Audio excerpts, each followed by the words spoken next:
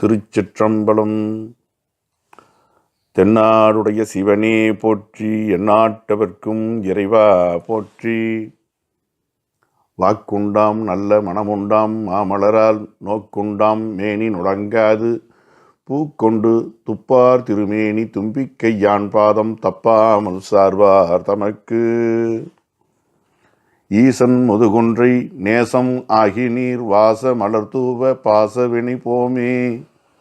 இருவினை தாம் இவை மும்மலம் ஈங்கிவை இது சிவம் கருவுறும் ஆறுயிர் உண்மை இது என்று காட்டவல்ல குருபரன் நீ என்று வேறறியேன் இக்குவலயத்தில் திருவெண்ணை மெய் கண்ட தேவே பஞ்சாக்கர தேசிகனே.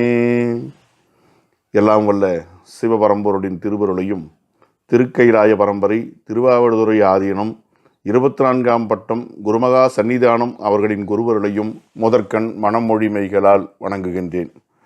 நன்னூல் இலக்கணம் யாவரும் உணர இணைய வழியில் கற்பிக்கப்பட வேண்டும் என்னும் குருமகா சன்னிதானங்களின் அருளாணையை செயற்படுத்தும் தம்பிரான் சுவாமிகளின் திருவடிகளுக்கு என் பணிவான வணக்கத்தை உரித்தாக்குகின்றேன்.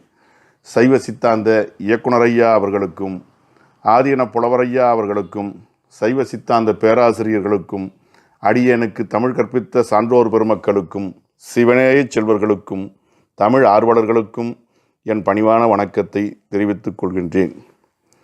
இன்றைய நன்னூல் வகுப்பு 8 எழுத்ததிகாரம் எழுத்தியல் முதல் பகுதி. முதலாவது எழுத்ததிகாரம்.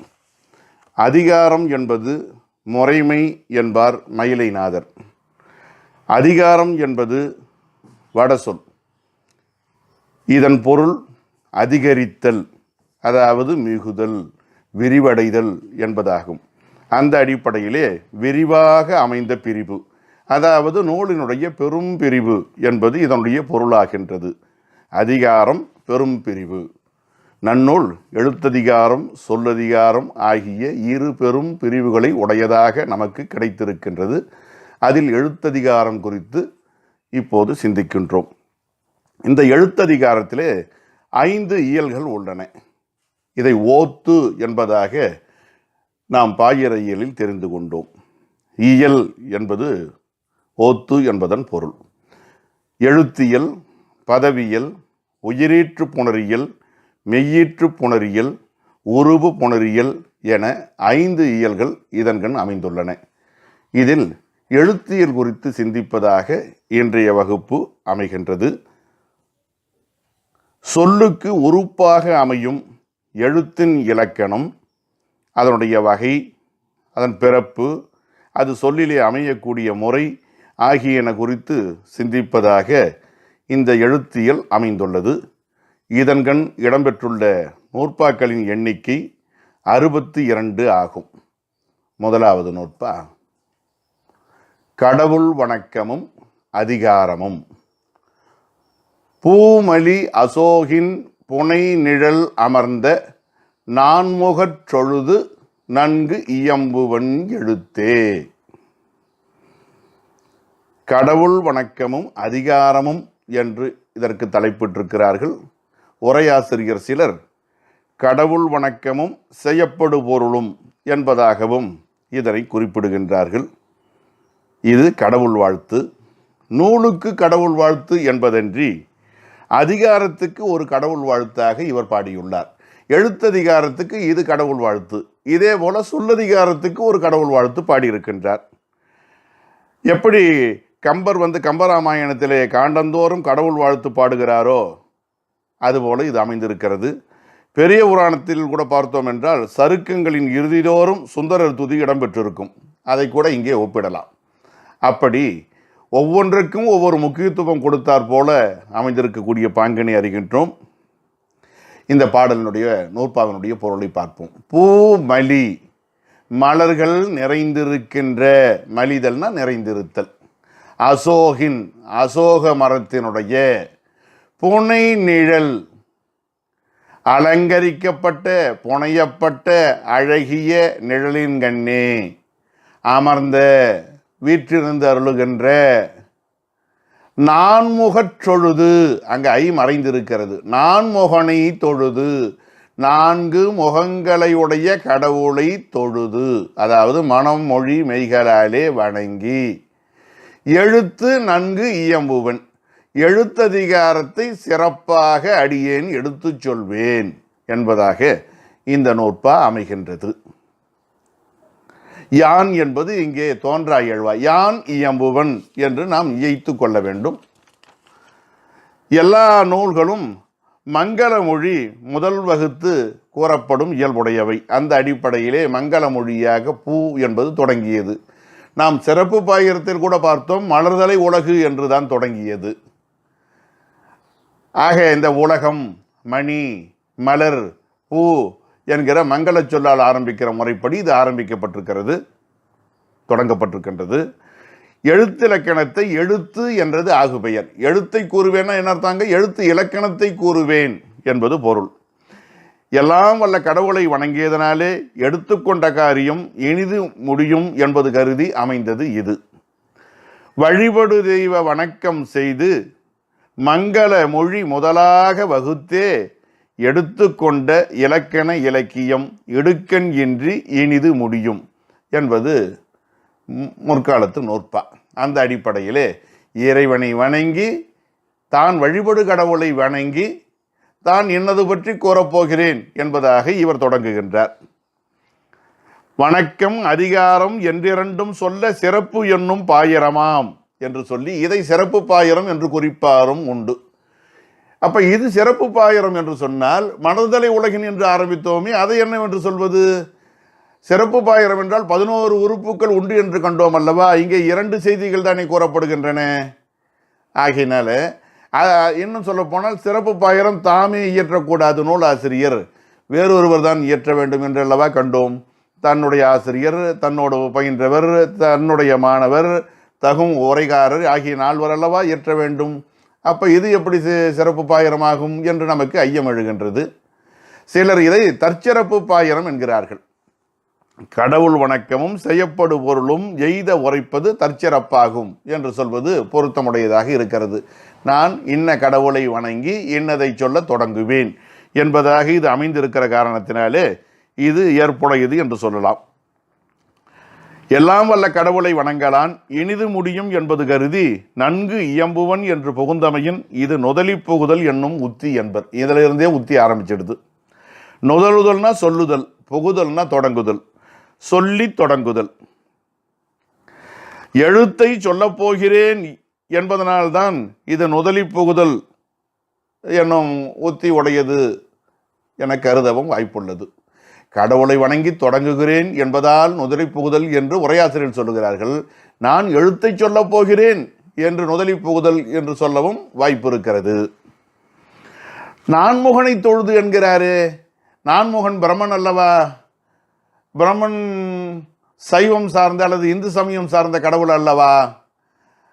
இவர் சமணராயிற்று, அருகதேவனை அல்லவா வணங்க வேண்டும். ஆருகத மதத்திலே நான்முகன் எங்கே வந்தார் என்று இயல்பாக நமக்கு ஐயம் தோன்றுவது இயல்பு. நான்முகனை தொழுது, ஐ மறைந்திருக்கிறால நான்முகச் சொழுது. அங்கே கூட பார்த்தோம் முன்பே, ஆசார் சார்ந்து அமைவர அவை அமைவர கேட்டல் என்று சொல்லுகிற பொழுது ஆசானை சார்ந்து, அந்த மாதிரி தெய்வம் கொழுனன் தெய்வம் தொழால் கொழுனற் சொழுதெழுவாள்னு பார்த்தோம் திருக்குறளில். கொழுனனை தொழுதெழுவாள், அந்த இடத்துல ஐ மறைந்திருப்பது. அந்த மாதிரி தான், அதனால தான் இங்கே வல்லின ஒற்று இடம்பெற்றிருக்கிறது. சரி, நான்முகன் யார்? சீவக சிந்தாமணியிலே பிண்டி நான்முகன் என வருகிறது. பிண்டி என்பது அசோக மரத்துக்குரிய வேறு பெயர். அதற்கு உரை எழுதக்கூடிய நச்சினார்க்கினியர் எல்லா மூர்த்தமும் இவனாதலின் நான்முகன் என்றார். ஆரியும் அயனும் அறனும் இவனே என்பது கருத்து என்று அவர் எழுதியுள்ள உரை எண்ணத்தக்கது. சூடாமணி நிகண்டிலும் கூட பிண்டி நான்முகன் என்கிற சொல்லாட்சி இடம்பெற்றிருக்கிறது. பிற நிகண்டுகளிலே காண இயலவில்லை. தீபாகர நிகண்டு, பிங்கள நிகண்டு முதலியவற்றிலே அருகதேவனுடைய பெயர்களை தேடி பார்க்கிற பொழுது நான்முகன் என்கிற பெயர் இடம்பெற்றதாக காணும் தொடக்க காலத்தில். பிறகு இடம்பெற்றிருக்கிறது. சரி, இதற்கு விருத்தி உரை எழுதுகிற பொழுது நான்முகன் என்பது குறித்து உரை வகுக்கக்கூடிய சங்கர நமச்சிவாயர் அவர்கள் எல்லா சமயத்தோராலும் வணங்கப்படும் படைப்பு முதலிய 5 உரிய எல்லா கடவுளாகியும் நின்றான் ஒருவனே என்பார். அருகனை நான்முகன் என்றார் என்று விளக்கம் அளிக்கிறார். எல்லா சமயத்தோராலும் வணங்கப்படுகிற படைப்பு முதலாகிய ஐந்தொழிலுக்கும் உரிய எல்லா கடவுளாகியும் நின்றான். இப்போ நவந்தரு பேதம்னு நம்ம சிவஞான சித்தியாரில் படிப்போம் இல்லைங்களா? அதில் ஐந்தொழில் வரும் இல்லைங்களா? படைத்தல், காத்தல், ஒடுக்குதல், மறைத்தல், அருளல் ஆகிய ஐந்தொழிலையும் பெருமான் ஒருத்தன் தான் புரிகிறான். அதே மாதிரி தான் இப்போ அந்த ஒருத்தன் யார் என்றால் சிவபெருமான் என்று சொல்வது சைவம், அந்த ஒருத்தன் யார் என்றால் அருகதேவன் என்று சொல்லுவது ஆறுகத மதம். அவ்வளவுதான் வித்தியாசம். ஆகையினாலே இந்த சிந்தனை ஏற்புடையது. இதே மாதிரி எழுத்ததிகாரத்திலே படைத்தல் கடவுளை சொன்னவர் சொல்லதிகாரத்திலே அச்சுதனை தொழுது என்று அங்கே சொல்லுவார். அங்கே திருமாலை சொல்வதாக இருக்கும், அங்கே காத்தல் கடவுள்.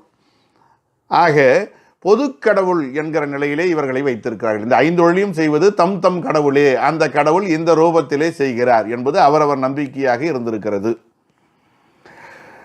அதே மாதிரி இது என்ன பிண்டி அசோகம் என்று கேட்டால், சிவபெருமானுக்கு வில்வ மரமும், சக்திக்கு வேப்ப மரமும், விநாயகருக்கு அரச மரமும், முருகனுக்கு கடம்ப மரமும் அமைந்தார் போல அருகதேவனுக்கு அசோக மரம் அமைந்தது. அசோகு என்று வருவது ஒரு குறியீடு. எங்கெல்லாம் அசோக மரம் வருகிறதோ அங்கெங்கெல்லாம் சமண மதம் சார்ந்த செய்திகள் இடம்பெற்றிருக்கின்றன என்று அர்த்தம். எழுத்தே என்று முடிக்கிறார் இந்த ஏகாரம் ஈற்றசை. அதாவது செய்யுளின் ஈற்றிலே வருகிறது, தனக்கென்று பொருள் இல்லாதது, அசை கருதி வந்தது. ஆகையினாலே ஈற்றசை என்று சொல்லப்பட்டது. அருகதேவனுக்குரிய பல பெயர் இருக்க இங்கு நான்முகன் எனச் சுட்டியது பொதுமை நோக்கியது ஆகும். வள்ளுவ நாயனாரும் மலர்மிசை ஏகினான் மானடி சேர்ந்தார் நிலமிசை நீடு வாழ்வார் என ஒரு தெய்வத்தை குறியாமல் கூறுதல் காண்க என உரை வரைந்துள்ளார் சங்கர நமச்சிவாயர். இன்னும் ஒரு செய்தியை பார்த்தோம்னா, அவர் தனிக்கடவுளாக கொள்ளாமல், எப்படி திருவடி என்றுதான் திருவள்ளுவர் சொல்றாரு ஒழிய இன்னார் என்ற ரூபத்தை அவர் சொல்லவில்லை, வடிவத்தை சொல்லவில்லை. அதனால தான் திருக்குறள் எல்லா சமயத்துக்கும் பொதுவானது ஒரு நூலாக இன்றைய வரையிலே விளங்குகின்றது. அவரும் தத்தம் சமயத்துக்கு உரிமையுடையதாக கொண்டாடி கொண்டிருக்கிறார்கள். ஆகையினாலே அதே அடிப்படையில் அருகதேவனுக்கு பல பேர் இருக்கும்பொழுது ஏன் நான்முகன் எத்தனையோ பேர் இருக்கிறது அதை சொல்லாமேன்னு கேட்டால், அவர் பொது நிலையில் சொல்ல ஆசைப்பட்டிருக்கிறார். எனவே நான்முகன் எல்லா சமயத்துக்கும் ஒத்த நிலையிலே குறிப்பிட்டிருக்கிறார், அந்த வேறுபாடு கருத வேண்டியதில்லை என்கிற எண்ணத்தில் குறிப்பிட்டிருக்கிறார் என்று இன்னொரு கருத்தையும் சங்கர நமச்சிவாயர் பதிவு செய்திருப்பதை காண முடிகின்றது. இந்த நன்னூலுக்கு திறனாய் உரை என்று ஒரு உரையை எழுதியிருக்கிறார் பாவலரியர் பாலசுந்தரனார் அவர்கள். அவரை பற்றி சற்று தெரிந்து கொள்வது நலம். அவர் கரந்தை கல்லூரியைச் சேர்ந்தவர், அங்கு பேராசிரியராக பணிபுரிந்தவர்கள். தொல்காப்பியத்திற்கு ஆராய்ச்சி காண்டிகையுரை என்கிற நிலையில் அறிவியல் கோணத்திலே உரை எழுதியிருப்பவர். தென்னூல் விளக்கம் என்ற ஒரு நூல் இவரால் படைக்கப்பட்டது. தொன்னூல் விளக்கம் ஒன்று உண்டு, அது வீரமாமுனிவராலே படைக்கப்பட்டது. இது தென்னூல் விளக்கம், தெற்கு திசை சார்ந்த தமிழனுடைய நூல் அப்படின்னு அர்த்தம். நூல் நயங்களை சுட்டக்கூடிய இவர் ஆங்காங்கு நன்னூலுக்கு பல தடைகளையும் எழுப்பி இருப்பதை காண முடிகிறது. திறனாய் உரை அல்லவா, ஒரு காலத்தில் உரையாசிரியர் என்று சொன்னால் பாராட்டும் முறை திறனாய்வு. இது இடைச்சொல்லா உரிச்சொல்லா என்கிற ஆராய்ச்சி வரும்பொழுது நூலாசிரியர் எவ்வாறு கருதினாரோ அவ்வாறு கருதுவதே முறை என்று கருதிய காலம் சேனாவரையர் பேராசிரியர் முதலாளருடைய காலம். இப்போது அறிவியல் யுகமாகினாலே பாராட்டு முறை இல்லாமல் இது பொதுவான திறனாய்வாக அமைகிறது. அந்த அடிப்படையில் இவர் இந்த பாவலர் பாலசுந்தரனார் அவர்கள் இந்த நூற்பாவை குறித்து 3 ஐயங்களை 3 தடைகளை எழுப்புகின்றார். என்னென்னு பார்க்கலாம். புனை நிழல் என்கிற சொல்லாட்சியை பார்க்கிற பொழுது மரத்துக்கு நிழல் இயற்கையானது தானே, அதை விட்டு இவர் அலங்கரிக்கப்பட்ட நிழல் என்று புனைந்த நிழல் என்று சொல்லுவது எங்கனம் நியாயம்னு கேட்குறார். நிழல் இயல்பாக தானே இருக்கும், அதை போய் புனை நிழல்னு எப்படி சொல்லலாம்? இயற்கை பொருளை செயற்கை பொருளாக சொன்னது எந்த விதத்திலே நியாயம் என்று வினவுகின்றார். நாம் அது குறித்து சிந்திப்போம். உரையாசிரியர்கள் அத்தனை பேருமே அலங்கரிக்கப்பட்ட நிழல் என்று உரை எழுதியிருக்கிறார்கள்.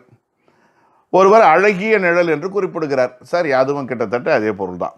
இப்போ சங்க இலக்கியத்தில் பார்த்தோம்னா நிழல் புள்ளியாக இருப்பது, வரி வரியாக இருப்பது, அசையக்கூடியது என பல வகைகளிலே அமைகிறது. புள்ளி நிழல், வரி நிழல், அலங்குபடு நிழல் என்று சங்க இலக்கியம் பலவாறாக சுட்டுகிறது. அப்போ அந்த நிழல் பார்ப்பதற்கு எப்படி தெரிகிறதுனா அழகு செய்தாற்போல இருக்கிறது. அது புனையப்பட்டது கிடையாது, நம்முடைய பார்வைக்கு இயற்கையாக அமைந்த ஒன்று. இப்போ வானத்தில் இருக்கக்கூடிய மேகங்களை பார்க்கிற பொழுது அவரவர் எண்ணத்துக்கு ஏற்ற மாதிரி அங்கே மேகம் காட்சி அளிக்கும். பயந்த சுபாவம் படுத்துமே பூதம் பேய் என்று சொல்லுகிறான். விலங்கு குறித்து சிந்தனையை உடையவன் இது சிங்கம் சிறுத்தை என்பதாக பார்க்கிறான். தெய்வ சிந்தனை உடையவன் அவன் கடவுள் ரூபமாக தரிசிக்கிறான். மரங்களின் மீது நாட்டம் உடையவன் இந்த மரம் போல தென்படுகிறது என்று சொல்லுகிறான். அப்போ அந்த மாதிரி அந்த நிழலானது பார்ப்பதற்கு அழகு செய்யப்பட்டார் போல் இருக்கிறது என்று கருதுவதிலே தவறில்லை. அந்த நிழலானது அழகு செய்தார் போல புனைந்தார் போல் அமைந்த நிழல் என்பதாக பொருள் கொள்வதிலே சிக்கல் எதுவும் ஏற்படாது. அடுத்து அமர்ந்த முக்காலத்திலும் ஒத்தியல் பொருளை செப்புவர் நிகழும் காலத்தானே என்று பின்னால் நூற்பாய் எழுதக்கூடிய பவனந்தி முனிவர் பெருமான் முக்காலத்திலும் அங்கே வீற்றிருப்பவன் தானே இறந்த கால வாய்பாட்டால் சொன்னது எந்த விதத்திலே இது நியாயம் என்று கேட்கிறார் திறனாய்வாளர் உரையாளர். நல்ல வினா. இதே சிக்கல் பார்த்தீங்கன்னா நம்ம திருக்குறளில் வருது. மலர்மிசை ஏகினான் மானடி சேர்ந்தார் நிலமிசை நீடு வாழ்வார் என்று வருகிற பொழுது அங்கே விரைவு கருதி இறந்த காலத்தில் கூறப்பட்டது என்று பரிமேலழகர் உரை எழுதுகின்றார். விரைவு கருதி கூறப்பட்டதுன்னா இப்போ நண்பனை அழைப்பதற்காக வெளியிலே நண்பன் ஒருவன் வருகிறான். இவன் உண்டு கொண்டிருக்கிறான். அவன் அழைக்கிற பொழுது விரைவாக செல்ல வேண்டும், வருகிறாயா, நான் புறப்படட்டுமா என்று அவன் கேட்கிற பொழுது உண்கின்றேன் வருவேன் என்று சொல்ல வேண்டிய இவன் உண்டேன் வந்தேன் என்று சொல்லுகிறான். விரைவு கருதி அப்படி இறந்த கால வாய்ப்பாட்டால் சொல்லலாம் என்று உரையாளர்கள் குறிப்பிடுகிறார்கள். அந்த மாதிரி அங்கே விரைவு கருதி வந்தது என்று ஒரு குறிப்பு காணப்படுகிறது உரையில். அதே மாதிரி இதையும் நாம் கருதுவதற்கு வாய்ப்பு இருக்கிறது. அதாவது அந்த காலகட்டத்திலே தொடக்க காலகட்டத்திலே இறந்த கால வாய்ப்பாட்டால் முக்காலத்துக்கும் உரியதை சுட்டி இருக்கிறார்கள் என்று நினைக்கவும் ஒரு வாய்ப்பு இருக்கிறது. ஆனால் முக்காலத்துக்கும் அமையும் ஒரு பொருளை அது இயங்கு பொருளாக இருந்தாலும் சரி, நிலை பொருளாக இருந்தாலும் சரி, இயங்கு பொருள்னா இயக்கம், நிலை பொருள்னா அதனுடைய இயல்பு, அதை சொல்ல வேண்டும் என்று சொன்னால் செய்யும் என்னும் வாய்ப்பாட்டால் சொல்ல வேண்டும் என்று சொல்வார் தொல்காப்பியர். ஆக அப்படிப்பட்ட ஒரு மரபையும் கடந்ததாக அவர் இறந்த கால வாய்ப்பாட்டில் திருவள்ளுவர் இறந்த கால வாய்ப்பாட்டால் சுட்டுமாறு போல இவரும் இறந்த கால வாய்ப்பாட்டால் சுட்டி இருக்கிறார் என்று கருதக்கூட ஒரு வாய்ப்பு இருக்கிறது. ஆனால் இன்னும் ஒரு உரையாளர் ஒரு சமாதானம் சொல்லுகிறார். அதாவது கோபாலாச்சாரி என்பவர் அமர்ந்த என்பதன் இடைநிலை காலம் காட்டாது தன்மை உணர்த்திற்று என்று உரை எழுதுகிறார். அமர்ந்த என்பது காலம் காட்டவில்லை ஐயா, இது தன்மை உணர்த்திற்று. இத்துங்கிறது நீங்கள் இறந்த காலம் அப்படின்னு எடுத்துக்காதீங்க. தன்மை உணர்த்திற்று என்று சொன்னால் அங்கே எழுந்தருளிய என்பதற்கு பதிலாக எழுந்தருளக்கூடிய, எழுந்தருள்பவராகிய என்று நாம் பொருள் அமைத்து கொள்ள வேண்டும், பொருள் அமைதி கொள்ள வேண்டும். அப்படி ஒரு கருத்து. அதுக்கப்புறம் பார்த்தீங்கன்னா நன்கு இயம்புவென் எழுத்து என்று தானே வர வேண்டும். தன்மை ஒருமைக்கு உரியது. என் ஏன் அல் ஆகிய அதாவது விகுதிகள் தான் இடம்பெற வேண்டும் தன்மை ஒருமைக்கு. இது பன்மைக்கு, அதாவது படற்கைக்கு உரியது. அன் ஆன் அல் ஆல் அர் ஆர் இதெல்லாம் படற்கை ஒருமைக்கு உரியன. அப்படி இருக்கு. அன் ஆன் அல் ஆல் படற்கை ஒருமை, அர் ஆர் படற்கை பன்மை என்று சொல்லுவார்கள். ஆக படற்கை ஒருமைக்கு உரிய ஒன்றை தன்மை ஒருமைக்கு உரியதாக எழுதியது சரிதானா என்று கேட்டால் பிற உரையாசிரியர்கள் என்ன சொல்கிறாங்க, இந்த பழையன கழிதல் புதியன புகுதல் என்கிற மரபுப்படி இவர் பின்னால் சொல்லப்போவதை முன்கூட்டியே இங்கே கையாளுகிறார். இது எதிரெது போற்றல் என்னும் உத்தி என்று குறிப்பிடுகிறார்கள். ஆனால் இவருக்கு அதிலே மனநிறைவு இல்லை. இது எந்த விதத்தில் ஒத்து வரும், இது பொருந்தும்படியாக இல்லை என்று தம்முடைய தயக்கத்தை எடுத்துரைக்கிறார். ஆனால் உண்மையாகவே அன் விகுதி, அதாவது ஒவ்வொரு இடத்துக்கு ஒவ்வொரு விகுதி என்று நாம் நிர்ணயித்து விட்டோம். இப்போ அன் படற்கைக்கு உரியது என்று இருக்கிற பொழுது அது தன்மைக்கு கையாளுவது என்பது குழப்பமாகத்தான் இருக்கிறது. ஆனால் அதே நேரத்தில் இது யாருடைய செயல்பாடு? அன் என்று எழுதியது யாருடைய செயல்பாடு? இது பவனந்தியாருக்கு மட்டுமே உரியதா என்று கேட்டால் இல்லையே. இலக்கண நூல்கள் எப்படி எழுதப்படுகின்றன? இலக்கியம் கண்டு அதற்கு இலக்கணம் இயம்பலின் என்று வருகிற காரணத்தினாலே தொல்காப்பியத்துக்கும் தமக்கும் இடைப்பட்ட காலத்திலே வந்த கம்பராமாயணம் தொடங்கி இருக்கக்கூடிய பல்வேறு விதமான நூல்களையெல்லாம் பார்த்து அதிலிருந்து தானே இவர் முடிவெடுக்கிறார். இவர் தனிப்பட்ட முறையில் எடுத்த முடிவு அல்லவே இது. எண்ணுன்னு வராமல் அண்ணுன்னு வர்றதுக்கு இவர் மட்டும் எப்படி பொறுப்பாளியாவார்? கிடையவே கிடையாது. இது இலக்கியம் கண்டு இலக்கணம் இயம்பதனால இவர் மீது எதுவும் நாம் குறை சொல்ல முடியாது. ஆக இன்னும் விரித்தால் இதனுடைய கருத்து பெருகும். இந்த அளவுக்கு நாம் இதை நினைப்போம். ஆக பூக்கள் நிறைந்த அசோக மரத்தினுடைய அழகிய நிழலிலே வீற்றிருக்கக்கூடியவராகிய படைப்பு தொழில் செய்யக்கூடிய அருகதேவ மூர்த்தத்தை மனமொழிமைகளால் வணங்கி அடியேன் எழுத்திலக்கணத்தை சிறப்பாக சொல்ல இருக்கின்றேன், சொல்லுவேன் என்று அவர் தொடங்குகின்றார். அடுத்த நூற்பா எழுத்திலக்கணத்தினுடைய பாகுபாடு, அதாவது வகைப்பாடு. இது 12 விதமான கூறுகளை கொண்டதாக இருக்கிறது. எண், பெயர், முறை, பிறப்பு, உருவம், மாத்திரை, முதல், ஈறு, இடைநிலை, போலி என்றா, பதம், புணர்வு என பன்னிரு பாற்றதுவே. இதை இரண்டாக பிரிக்கிறார். முதல் 10ஐயும் ஒரு எண்ணிக்கையில் சொல்லி என்றா என்று பிரிக்கிறார். என்றான்னா ஒரு எண்ணிடை சொல், எனவும். அப்புறம் 2 சேர்த்து எனவும். இது 12 கூறுபாடுகளை உடையது என்கிறார். எண்ணுன்னா என்ன? எழுத்துக்களின் எண்ணிக்கை. என்னென்ன எழுத்து, என்னென்ன பெயருடைய எழுத்துக்கள் எத்தனையாக இருக்கின்றன, எழுத்துக்களின் எண்ணிக்கை சொல்லுவோம் இல்லைங்களா? உயிர் எழுத்து 12, மெய் எழுத்து 18, உயிர்மெய் எழுத்து 216, ஆயுத எழுத்து 1 என்று நாம் எண்ணி சொல்கிறோம் இல்லைங்களா? அந்த எண்ணிக்கையை பற்றி பேசுவது எண். அவற்றுக்கு எப்படி பெயர் அமைந்திருக்கின்றன என்று பெயரை பற்றி எடுத்து சொல்லுவது, எழுத்துக்களுடைய பெயரை பற்றி விவரிக்கக்கூடிய பகுதி பெயர். முறை, இது நெடுங்கணக்கு வரிசையிலே எந்த அடிப்படையிலே இவர் வைக்கப்பட்டிருக்கின்றன, வகை தொகைப்படுத்தப்பட்டிருக்கின்றன, முறை வைப்பு குறித்து சிந்திப்பது முறை. இந்த எழுத்துக்கள் எங்கெங்கே இருந்து பிறக்கின்றன, உயிரெழுத்து, அதில் மெய்யெழுத்துக்கள் எடுத்துனோம், வல்லினம், மெல்லினம், இடையினம், இவையெல்லாம் எங்கெங்கு இருந்து பிறக்கின்றன, உடலில் எந்தெந்த பாகத்தில் முக்கியத்துவம் பெற்று அந்த காற்று வெளிப்படுகிற பொழுது இந்த எழுத்தொலிகள் தோன்றுகின்றன என்று சிந்திக்கிறது. இது ஒளி வடிவத்தை பற்றி சிந்திக்கிறது. பிறப்பு. உருவம் என்றால் வரி வடிவம். இவை எப்படி எழுதப்படுகின்றன முழுக்க விவரமாக சொல்லாட்டியும் கூட சில சிந்தனைகளை அவர் பகிர்ந்து கொள்கிறார். உருவத்தை எழுதி தான் காட்ட முடியும், நூற்பா வடிவத்தில் இப்படி சொல்ல முடியும். இருந்தாலும் முயற்சி செய்திருக்கார். வரி வடிவம் பற்றி சிந்திக்கிறது இது. மாத்திரை என்றால் ஒவ்வொரு எழுத்தையும் உச்சரிக்க ஆகக்கூடிய கால அளவு. அப்புறம் முதல், ஈறு, இடைநிலை. இந்த நிலையை தூக்கி எல்லாத்தோட ஒட்டுவோம். முதல் நிலை சொல்லின் முதலிலே வரக்கூடிய எழுத்துக்கள். ஈறு நிலை சொல்லின் இறுதியிலே வரக்கூடிய எழுத்துக்கள். இடைநிலை சொல்லின் இடையிலே வரக்கூடிய எழுத்துக்கள். போலி, ஒரு எழுத்து போல இன்னொரு எழுத்து அமையும். அதாவது ஒரு எழுத்து வர வேண்டிய இடத்துல இன்னொரு எழுத்து வரும், ஆனால் பொருள் மாறாது. அதனால இதை போலி எழுத்து என்று சொல்லுவார்கள். இப்படி இவை ஒரு 10.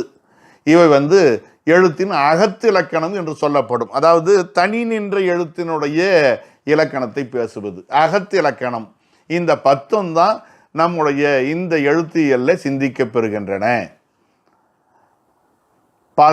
பதம் என்றால் இந்த எழுத்துக்களாலாகிய சொல். அதை சொல் என்று சொல்லாமல் பதம் என்று ஏன் சொன்ன பதம் என்பது வடசொல்.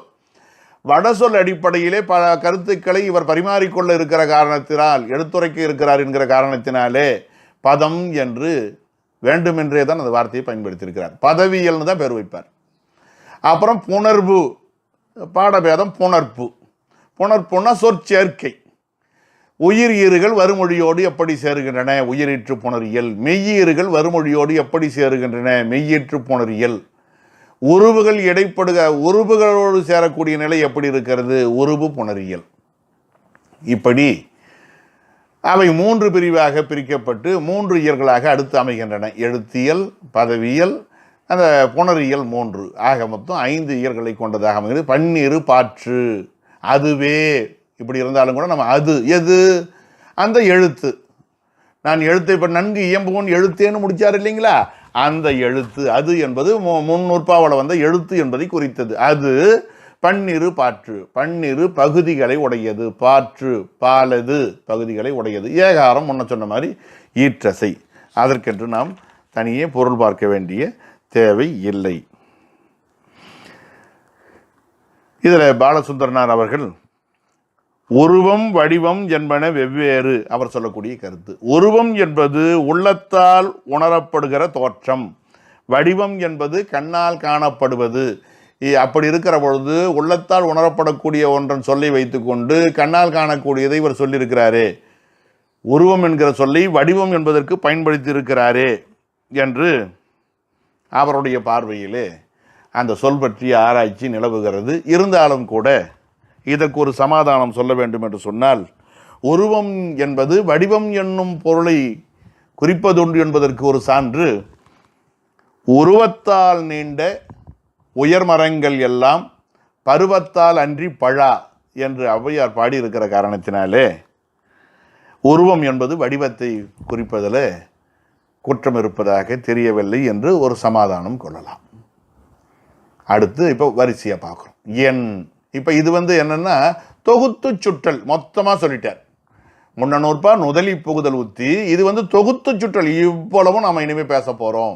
இனிமேல் ஒவ்வொன்றை பற்றியும் பேசுகிற இனி வரக்கூடிய நூற்பாக்கள் வகுத்து காட்டல், வகைப்படுத்தி வரிசையாக எடுத்துரைக்கக்கூடிய இயல்பினை உடையன. அதை பற்றி நாம் வரிசையாக பார்க்க போகிறோம். இது தொகுத்து சுற்றல். எண் எண்ணிக்கை. எண்ணிக்கையை ஆரம்பிக்கிறதுக்கு முன்னால் முதல்ல எழுத்துன்னா என்ன என்று ஒரு அழகிய விளக்கத்தை சொல்லி தொடங்குகிறார். அப்புறம் வகைப்பாட்டை சொல்லுகிறார். மொழி முதல் காரணமாம் அணுத்திரள் ஒளி எழுத்து அது முதல் சார்பு என இரு வகைத்தே. மொழி முதல் காரணமாம் அணுத்திரள் ஒளி எழுத்து. எழுத்து என்றால் என்ன? எழுத்து அணுத்திரள் ஒளி, அணுத்திரளினுடைய ஒளி, அணுத்திரள்களால் அமைந்த ஒளி. படிப்படியாக போயிடும். மொழி சொல்லுக்கு முதல் காரணமாம் அடிப்படை காரணமாக அமைகின்ற அணுத்திரள் ஒளி, அணுக்கூட்டத்தால் அமைந்த, திரட்சினா திரட்சி கூட்டம், அணுக்கூட்டத்தால் அமைந்த ஒளியே எழுத்து. எழுத்து என்று சொல்லப்படும். அது அந்த எழுத்தானது முதல் எழுத்து சார்பெழுத்து என இரு வகைத்தே. நாம் கொண்டு கூட்டிக்கணும். முதல் சார்பு என இரு வகைத்தே. இப்படி தான் ஒரு சுருக்கமாக சொல்லுவார். நாம் தான் அதை விரிவாக்கம் செய்துக்கணும். ஆம் என்பது ஆகும். இது ஒரு பெயரைச்ச வடிவம். ஏகாரம் ஈற்றசை. இப்போ மொழிக்கு முதல் காரணம் எது? முதல் காரணம் என்று சொன்னால் எது இல்லாவிட்டால் அது இல்லையோ. தங்கம் இல்லாவிட்டால் தங்க நகை இல்லை, பருத்தி இல்லாவிட்டால் பருத்தி ஆடை இல்லை, மரம் இல்லாவிட்டால் மர நாற்காலி முதலானவை இல்லை. எனவே குறிப்பிட்ட பொருட்களை செய்வதற்கு அடிப்படை ஆதாரமாக இருக்கக்கூடிய ஒன்று முதல் காரணம் எனப்படும். அந்த அடிப்படையிலே குடத்துக்கு மண் முதல் காரணம் ஆமாறு போல மொழிக்கு முதல் காரணம், மொழின்னா இங்கே சொல்லுன்னு வச்சுக்கோ, சொல்லுக்கு முதல் காரணமாக அமைவது எழுத்து. இப்படி இதையே முடிச்சுக்கலாமே. மொழி முதல் காரணம் எழுத்து, மொழிக்கு முதல் அடிப்படை காரணமாக அமைவது எழுத்து. ஒரு செய்தி. இந்த எழுத்து எப்படிப்பட்டது என்று கேட்டால், இது ஒளி அணுத்திரளால் அமைந்தது. மொழி என்பது காரியம், எழுத்து என்பது காரணம். இந்த எழுத்து எதன் அடிப்படையில் அமைந்ததுன்னா ஒளி கூட்டத்தால் அமைந்தது. செவிக்கு பொருந்தக்கூடிய செவி அணு, ஒளி அணு கூட்டத்தால் அமைந்தது எழுத்து. அப்போ அந்த ஒளி இருக்கிறதே அல்லது அணு இருக்கிறதே, அந்த அணு காரணம், எழுத்து காரியம். இந்த திரட்சியை பாருங்க, இது எல்லாம் சேர்ந்தது தான். அணுத்திரள், செவிக்கு எட்டக்கூடிய ஒளி அணுத்திரளனுடைய கூட்டம்தான் எழுத்து. இது காரணம், இது காரியம், இது காரணம், இது காரியம். ரொம்ப நுணுக்கமான செய்தியாக இருக்கிறது. இந்த அணுத்திரள் என்பது ஒளிக்கு அடைமொழியாக அமைகிறது என்று சொல்லுவதும் உண்டு. இது வேற ஏதாவது பிரிதின் இயைவு நீக்கிய விசேடனம்னு சொல்லுவாங்க. இது இயல்பாக கருத்தை விளக்க வந்தது தானே ஒழிய வேறொன்றை வேறுபடுத்தி காட்டுவதற்காக வந்தது இல்லை. அணுத்திரளால் அமைந்த ஒளி என்பதாகத்தான் அர்த்தம் கொள்ள வேண்டும். இப்போ சைவ சமயம் முதலிய சமயங்கள்லாம் உலகத் தோற்றத்திற்கு முதற் காரணமாக மாயையை கூறுகின்றன. ஆனால் அணுக்களால் தான் உலகம் தோன்றுகிறது என்று சொல்லுவது ஆறுகத சமயத்தினுடைய குறிக்கோள். அந்த அடிப்படையிலே இவர் இந்த நூற்பாவை வகுத்திருக்கிறார். அப்போ இதை என்ன சொல்லுவாங்க, அதாவது பிரிதொடுபடான் தன்மதம் கொள்ளலே, அடுத்தவருடைய மதங்களை சாராமல் கொள்கைகளை சாராமல் தன்னுடைய கொள்கையை வற்புறுத்துவது இவருடைய போக்காக இருக்கிறது. எழுத்துக்களை எடுத்துக்கிட்டா ரெண்டுன்னு பார்த்தோம். உச்சரிப்பது ஒலி எழுத்து, கண்ணால் காண எழுதுவது வரி எழுத்து அல்லது வரி வடிவம். இங்கே எடுத்துக்கிட்டோம்னா எதை பற்றி பேசுகிறாருன்னா ஒலி வடிவத்தை பற்றி தான் இவர் பேசுகிறார். ஒலி வடிவம் தான் இங்கே பேசப்படுகிறது. ஏனென்றால் அதுதான் சிறப்பு. சிறப்புடை பொருளை தான் இனிது கிளத்தல் என்று சொல்லுவார்கள். தான் எடுத்து மொழிதல், சிறப்புடை பொருளை தான் எடுத்து மொழிதல் என்கிற உத்தி பற்றி இது அமைந்தது. அதே நேரத்தில் தும்மல் இருமல் போன்றன ஒலி ஆயினும் அவை எழுத்தாகா. நல்ல வார்த்தை பாருங்க. தும்மல் இருமல் எல்லா சத்தமும் எழுத்தாகி விடாது. பொருள் தரக்கூடிய ஒளி கூட்டம்தான் எழுத்து. அதனால தான் சொன்னார் முதற் காரணங்கிற வார்த்தையை எங்கேயும் நாம் சேர்க்கணும். முதல் காரணம் எழுத்துக்கு முதல் காரணம் அணுத்திரள் ஒளின்னு நம்ம சேர்த்துக்கணும். அதனால தான் மொழி முதல் காரணமாம் ஒளி, அந்த வார்த்தையை நாம் அங்கேயும் மொழி முதல் காரணமாம் ஒளி என்று கூறினார். இதே மாதிரி பார்த்தோம்னா எல்லா எழுத்தும் சொல்லாவது கிடையாது. எழுத்தே தனித்தும் தொடர்ந்தும் பொருள் தரின் பதமாம். எழுத்துக்களின் கூட்டு சொல்லு என்று சொல்ல முடியாது. அது பொருள் தரும்படியாக அமைந்தால்தான் பதம். அது நம்ம பதவியில் சிந்திக்கலாம். ஒளி தான் எல்லாத்துக்கும் அடிப்படைன்னு இவங்க சொல்கிறாங்க. ஆனால் சைவ சமயத்தில் கேட்டோம்னா ஒளியை பற்றி சொல்லணும்னு சொன்னால் ஒளி என்பது தன்மாத்திரை. அது சுவை, ஒளி, ஊறு, ஓசை, நாற்றம் ஆகிய ஐந்திலே ஒன்று. அந்த தன்மாத்திரை எங்கேருந்து வருதுன்னு கேட்டால் அது சூக்கம போதும்.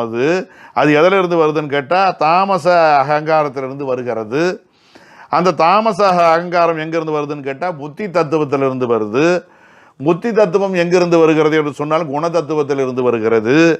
குணதத்துவமோ பிரகிருதி மாயையிலிருந்து வருகிறது. பிரகிருதி மாயையோ கலையிலிருந்து தோன்றுகிறது. கலையோ அசுத்த மாயையிலிருந்து தோன்றுகிறது. சுத்த மாயை, அசுத்த மாயை, பிரகிருதி மாயை, இப்படியெல்லாம் வரக்கூடிய இந்த மாயைகள் எல்லாமே சிவபெருமானுக்கு வைப்பு சக்தியாக இருக்கின்றன. அருவ வடிவம் உடையதாக அமையக்கூடிய நிலை என்றெல்லாம் சைவ சித்தாந்தம் விவரிக்கும். இவங்க இதோடு நிறுத்திக்கிறாங்க, ஒளியிலிருந்து தான் பிறக்குதுன்னு. ஆனால் அந்த ஒளியே ஏகப்பட்ட பொருட்களுக்கு அப்புறம்தான் வருது அப்படிங்கிறது சைவ சித்தாந்த கொள்கை. ஆனால் அது ஒரு பக்கம் இருந்தாலும் நம்மை பொறுத்த வரையில் சைவ சித்தாந்தத்திலே அழகான குறிப்பு வரும். சொல்லுலகு பொருளுலகு என்று இரண்டாக பிரிக்கப்பட்டு, அந்த சொல்லுலகை பார்த்தோம்னா மந்திரம், பதம், வண்ணம் என்று சொல்வார்கள். வண்ணம் ரெண்டு சொல்லின்னு போடணும். வண்ணம்னா வர்ணம் அப்படிங்கிற வடமொழி சொல்லினுடைய தமிழாக்கம், தமிழ் வடிவம் தான் வண்ணம். சொர்ணம் சொன்னம் ஆவதை போல வர்ணம் வண்ணம் ஆயிற்று. கர்ணன் கண்ணன் ஆவான். கர்ணனை ரெண்டு சொல்லின்னு போட்டு கண்ணன் என்று எழுதுவது வெள்ளி பாரதத்தெலாம் பார்க்கலாம். அப்போ வர்ணம்னா எழுத்து. பஞ்சவர்ணேஸ்வரர் என்று சிவபெருமானை சொல்வார்கள். 5 எழுத்துக்கு உரியவர்னு அர்த்தம். 5 நிறங்களை உடையவர் என்றும் பொருள் செய்கிறார்கள். உண்மையான பொருள் 5 எழுத்துக்கு உரியவர் என்பதும் ஏற்புடையதாக அமைகிறது. ஆக இவருக்கு வாக்கு என்பது சூக்குமை, பைசந்தி, மத்திமை, வைகரை என்று வகைப்படுத்தப்பட்டு சுத்த மாயையினுடைய காரியமாக இவை அமைவதை பற்றி விவரிக்கும். ஆக எப்படி பார்த்தாலும் சைவ சித்தாந்த கொள்கை மாயையிலிருந்து தான் சொல்லுலகம் சொல் எல்லாம் தோன்றுகின்றன என்பது நம்முடைய பார்வை. சமண சமயத்தை பொறுத்தவரையில் ஒளி அணுத்திரர்களுடைய கூட்டம், அதுவும் செவிக்கு எட்டக்கூடிய ஒளி அணுத்திரல், கண்ணுக்கு எட்டக்கூடிய ஒளி அணுத்திரலும் உண்டு. அப்படி கருதக்கூடிய நிலையை தெரிந்து கொள்கிறோம். அடுத்ததான நோட்பா இப்போ முதல் எழுத்துக்கள் அங்கே என்ன சொன்னார், அவை முதல் சார்பு என 2 வகைத்தேன்னு சொல்லி முடித்தார் இல்லையா. அந்த எழுத்து முதல் எழுத்து சார்பு எழுத்து என்று 2 வகைப்படும் சொன்னார். முதல் எழுத்து என்று சொன்னால் அடிப்படையான எழுத்து. முதல்ல இருக்கிற எழுத்துன்னு நாம் அர்த்தம் பண்ணக்கூடாது. முதல்ல இருக்குது அப்படிங்கிறதுனால இல்லை. முதல் என்றால் அடிப்படை. 1000 ரூபாய் முதல் வைத்து கடை வைத்தேன், 500 ரூபாய் லாபம் கிடைத்தது. 1000 ரூபாய் கடன் கொடுத்தான், அது முதல், இதுக்கு வட்டி இவ்வளவு என்று முதலும் வட்டியுமாக என்று சொல்லுகிறார்களே. அப்போ முதல் என்று சொன்னால் ஆங்கிலத்தில் சொன்னால் பேசிக், ரூட் என்பது போல் அடிப்படை, அது இல்லாவிட்டால் எதுவுமே இல்லை என்று சொல்வது முதல் எழுத்து. அப்படித்தான் அமைந்தது அகர முதல எழுத்தெல்லாம் என்று சொல்லுகிற பொழுது ஆ என்பது முதலில் வருவதுன்னு சொல்லக்கூடாது, வாய் திறத்தல் தான் அகரம். அதனால தான் எல்லா எழுத்துக்களுக்கும் அகரம் முதலில் இருக்கிறது, முதலாக இருக்கிறது என்று சொன்னார்கள், அடிப்படையாக இருக்கிறதுன்னு அர்த்தம். அதனால் முதல் எழுத்துன்னா அடிப்படை எழுத்து, அதை சார்ந்து வருகிற காரணத்தினாலே மற்றவை சார்பு எழுத்து. சரி, முதல் எழுத்துனா என்ன? உயிரும் உடம்புமாம் 30 முதலே, இங்கே இம்மும் போட்டுக்கலாம், அப்படி விரிச்சாதான் சரியாக வரும். இணைத்தன அறிந்த சினை முதற் கேள்விக்கு வினைப்படு தொகுதியின் உண்மை வேண்டும் வர தொல்காப்பியர், இங்கே உண்மை போடலாம். உயிரும் உடம்புமாம் 30 முதலே. இதை பாருங்க, எல்லாத்திலையும் எழுத்துங்கிறத சேர்க்கணும். உயிர் எழுத்தும் உடம்பு எழுத்தும், உடம்பு எழுத்துனா மெய் எழுத்துமாம், 30 எழுத்தும் முதல் எழுத்தாகும். அங்கே பாருங்க, எல்லாம் பாருங்க எவ்வளவு சுருக்கமாக சொல்லிட்டாரு பாருங்க, வெறும் சொல்ல வச்சு சொல்லிட்டாரு. நாம் எல்லா ஆகு பெயர், உயிர் என்பது உயிர் எழுத்துக்கு ஆகு பெயர், உடம்பு என்பது மெய் எழுத்துக்கு ஆகு பெயர், 30 என்பது என்ன ஆகு பெயராக 30 எழுத்துக்களை குறித்தன, முதல் என்பதும் ஆகு பெயர். அடே அப்போ 4 ஆகு பெயரை வச்சு இவர் ஒரு நூற்பாவை அமைக்கிறார்னா, இவர் சுருங்க சொல்லலுக்கு இதை விட என்ன உதாரணம் சொல்ல முடியும்? இதில் பாருங்க, இதிலேயே தொகை வகை விரி எல்லாம் இருக்குது. சில பேர் இதுக்கு எழுதும் போது தலை போடுறாங்க, முதல் எழுத்துக்களின் தொகை, சில பேர் முதல் எழுத்துக்களின் வகை, சில பேர் முதல் எழுத்துக்களின் விரி. எதுக்கு தொல்லை? எல்லாமே இதில் இருக்குது பாருங்களேன். முதல் என்று சொன்னதுனாலே முதல் எழுத்து தொகை, உயிரும் உடம்புமாம் என்று சொன்னதுனாலே வகை, மொத்தம் 30ன்னு சொன்னதுனாலே விரி. இதிலேயே தொகையும் இருக்கிறது, வகையும் இருக்கிறது, விரியும் இருக்கிறது. ஆனால் உயிர் எத்தனை மெய் எத்தனை என்று அவர் இங்கே விவரிக்கவில்லை. இதை பற்றி அவர் அடுத்து கூற இருக்கிறார். இதுக்கு பேரு உரைத்தும் என்னும் உத்தி. உரைத்தும் என்றல், உரைத்தும்னா இனிமேல் சொல்ல போகிறோம், அடுத்து சொல்ல இருக்கிறோம் என்பதாகிய உத்தியாக இதனை சொல்லுவார்கள். உயிர்னு ஏன் பேர் வந்தது? இது தனித்து இயங்கும், உடம்போடு சேர்ந்து அதனை இயக்கும். அப்படிப்பட்ட உயிரை போல இருக்கிற காரணத்தினாலே அ ஆ இ முதலானவை தனித்தும் இயங்கும், மெய்யெழுத்துக்களையும் சேர்ந்து இயக்கும். எனவே உயிரெழுத்து எனப்பட்டன. ஓம ஆகு பெயர். இதுக்கு ஏன் உடம்பு அல்லது மெய்யெழுத்துன்னு சொன்னாங்கன்னு சொன்னால், இது தனித்து இயங்காது, உயிர் இயக்க இயங்கும். ஆகையினாலே மெய் போன்று இருத்தலின் மெய்யெழுத்து எனப்பட்டன. இதுவும் ஓம ஆகு பெயர். இது காலங்காலமாக சொல்லப்படுகிற ஒரு கருத்து. இதற்கு நுட்பமாக பாலசுந்தரனார் ஒரு நல்ல புதிய கருத்தை முன்வைக்கிறார். அதையும் சிந்திப்போம். கண்டத்தினின்று தடையின்றி எழும் உயிர்ப்பு ஓசையால் வெளிப்படுதலின் உயிர்க்கும் எழுத்து உயிர் எனப்பட்டது.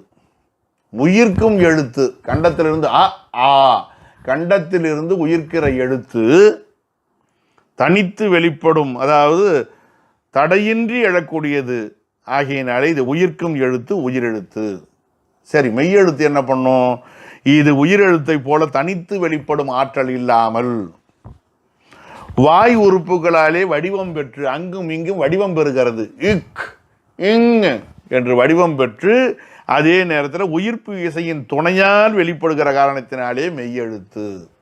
உயிர்ப்பதனால் உயிர்ப்பு, உயிர்ப்பின் துணை கொண்டு இயங்குவதால் மெய் என்று ஒரு புதிய கோணம் அப்படி அமைத்து அவர் ஒரு பொருளை சொல்லுகிறார். முதல் எழுத்து 30 என்பது நன்னூலாரின் கொள்கை. இவருக்கு முன்னூலாக இருக்கக்கூடிய தொல்காப்பியரும் கொள்கையும் அதுதான். தொல்காப்பியரும் முதல் எழுத்து 30ன்னு தான் சொல்றாரு. இதற்கு இடைப்பட வீரசோழியம், நேமிநாதம் ஆகிய நூல்கள் முதல் எழுத்து 31 என்று தெரிவிக்கின்றன. அவர்கள் ஆயுத எழுத்தையும் முதல் எழுத்தாக கொள்கின்றார்கள். ஆயுத எழுத்தை சார்பெழுத்தாக கொள்வது தொல்காப்பிய நன்னூல் மரபு. ஆனால் இது எதையும் சார்ந்து வரவில்லை, அது முதல் எழுத்தாகும் தகுதி உடையது என்று கருதுபவர்கள் வீரசோழிய, நேமிநாத நூலாசிரியர்கள். ஒரு குறிப்புக்காக, அது சரியா தவறா என்பது அது பிற்கால ஆராய்ச்சி, அது பிறகு பார்த்து கொள்ளலாம். இப்போ முதல் எழுத்தை பற்றி சொல்லிட்டாரு. அடுத்து சார்பெழுத்தை பற்றி சொல்ல விழைகிறார். சார்பெழுத்து 10, உயிரெழுத்தை 2 சொன்னார். முதலும், அதாவது உயிரும் உடம்புமாம் என்று 2 வகையாக சொன்னார். அது பிறகு பேச போகிறார். இப்போ அதுக்கு நடுவில் சார்பெழுத்தினுடைய வகையை சொல்லிடுவோம் என்று நினைக்கிறார். சார்பெழுத்து 10 வகை என்னென்ன? உயிர்மெய், உயிரும் மெய்யும் சேர்ந்து பிறக்கக்கூடிய 216 எழுத்து, 18 மெய்யெழுத்து, 12 உயிரெழுத்து, இவற்றினுடைய பெருக்கு தொகை பார்க்கிற பொழுது 216 இல்லையா?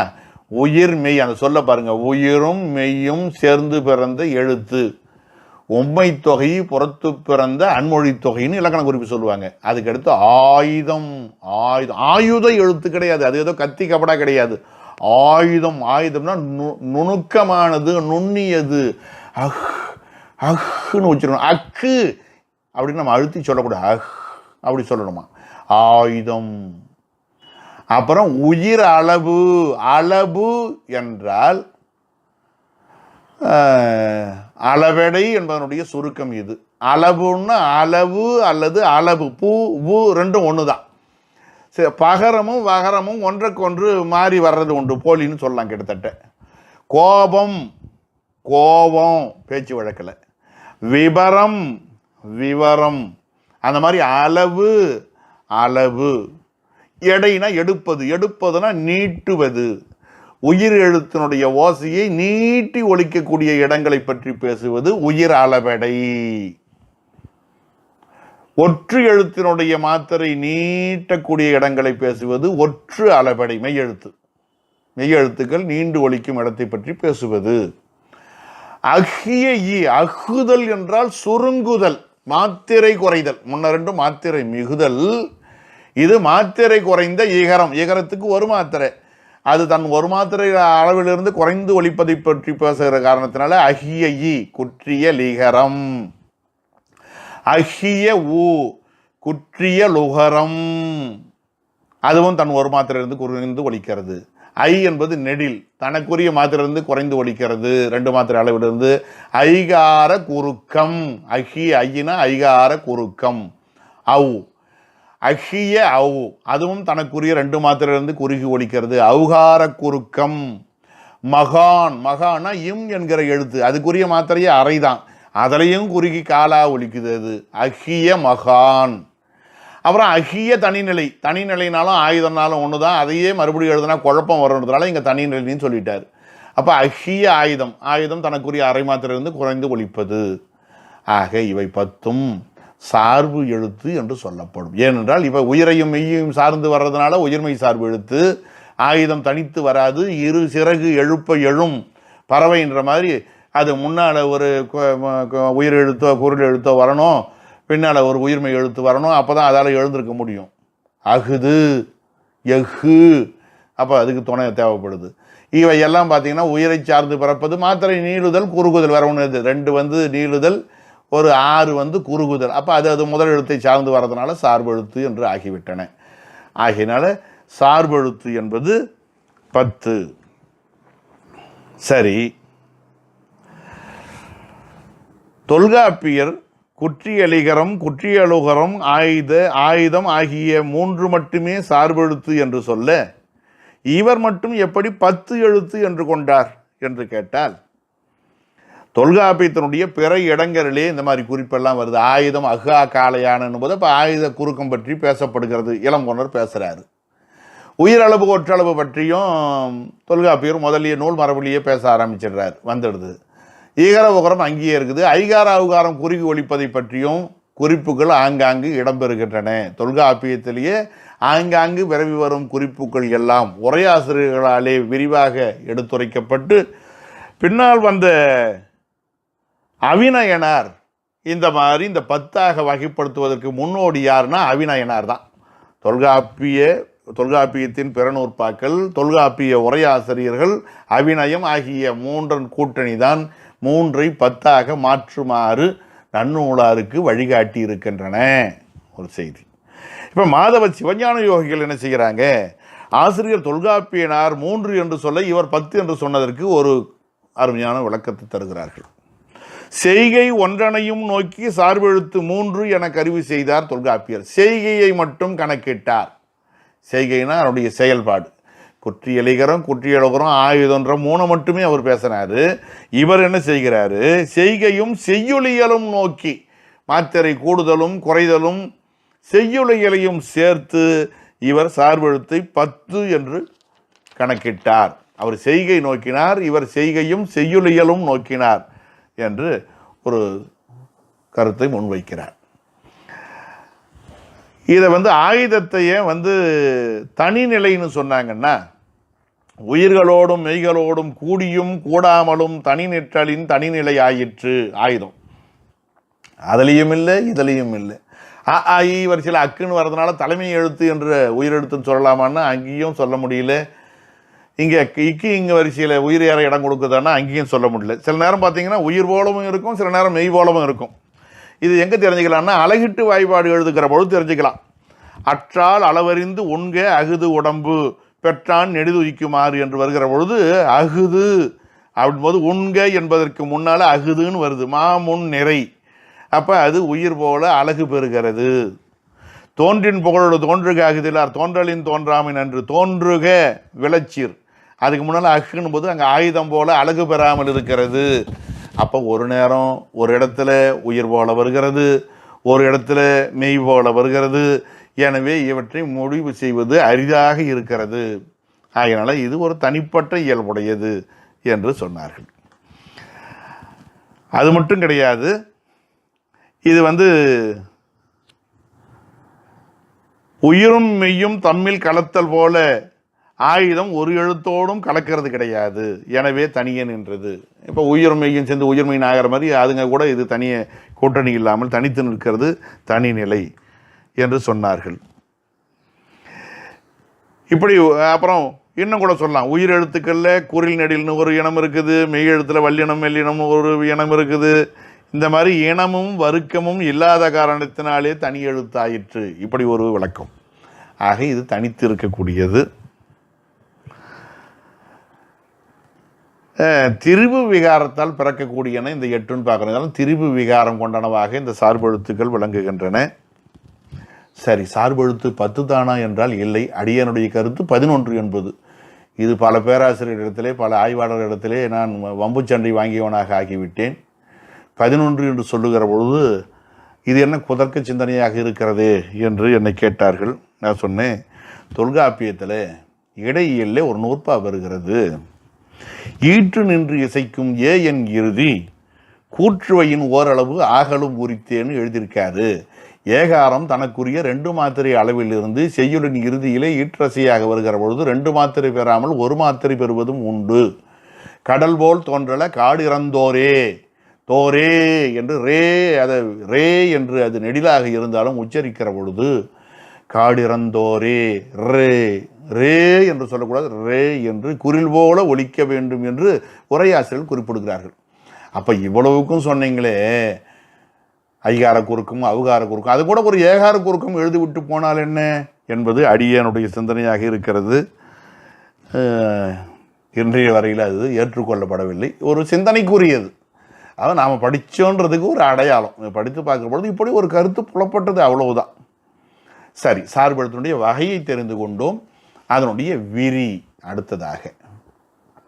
அடேயப்பா, இந்த நூற்பாவை பார்க்கிற பொழுது சற்று அச்சம் ஏற்படுவதாக இருக்கிறது.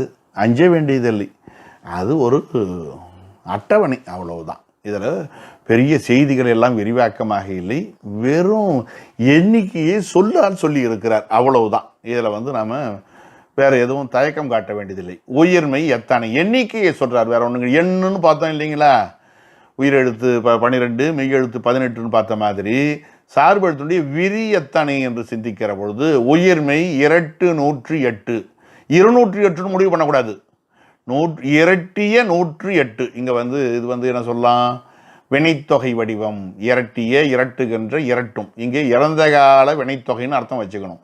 இரட்டிய 2 பங்காக இருக்கக்கூடிய 108. 108 × 2 216. உயிர்மை 216. 18 முன்னையே சொன்னோம். 18 மெய் 12 உயிர் பெருக்கினால் 216 வருகிறது.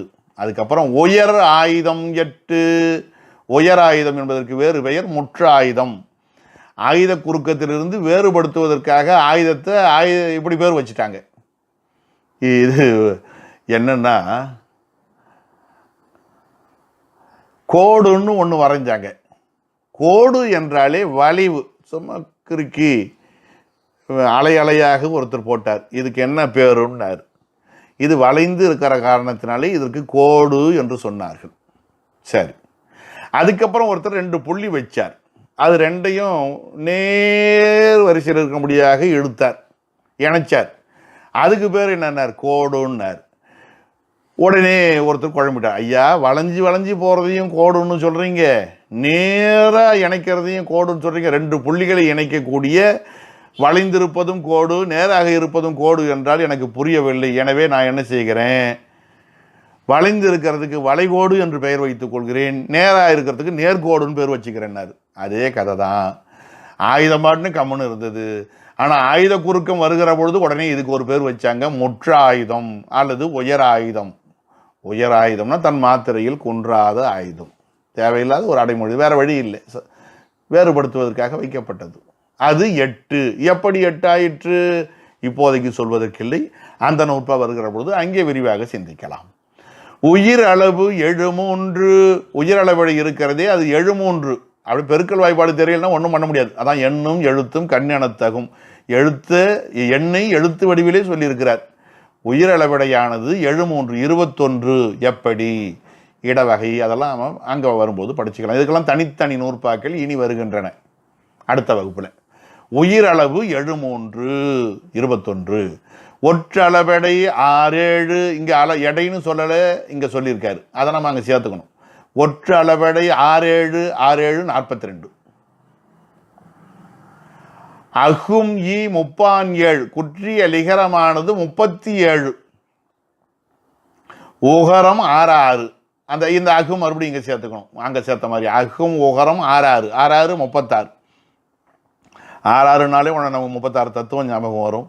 6 நீத்து அதன் மேல்நிலையை பேராடியேன் பெருமாறு உளதோன்னு, அப்போ 36. ஐகான் 3, அகும் ஐகான் இங்கே சேர்த்துக்கணும், ஐகார குறுக்கம் 3.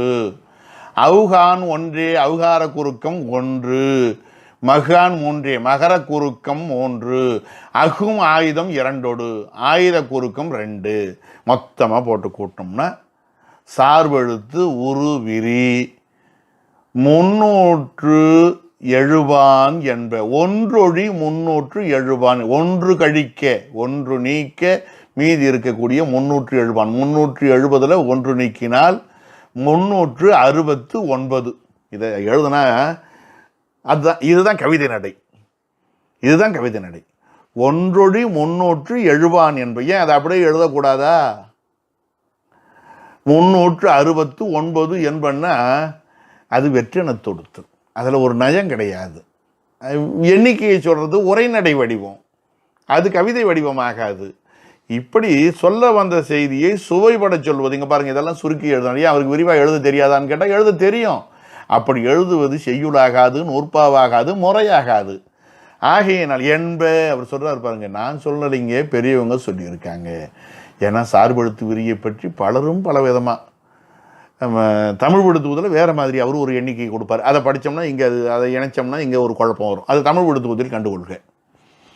என்ப இது நான் சொல்ல, எப்படி தொல்காப்பியர் சொல்கிற மாதிரி என்ப மொழிப கூறுப என்மனார் மொழிமனார் அப்படின்ற மாதிரி என்ப. இது சான்றோர்கள் சொல்லியிருக்கக்கூடிய சிந்தனை தான் என்று சொல்லி அதனை நமக்கு முன்வைக்கிறார். இப்போ எண் பற்றி தெரிஞ்சுக்கிட்டோம். அடுத்தது பெயர். என் பெயர் முறை பிறப்பு உருவம் மாத்திரைன்னு பார்த்தோம் இல்லைங்களா? பெயர். எழுத்து விளக்கமும் வகையும்.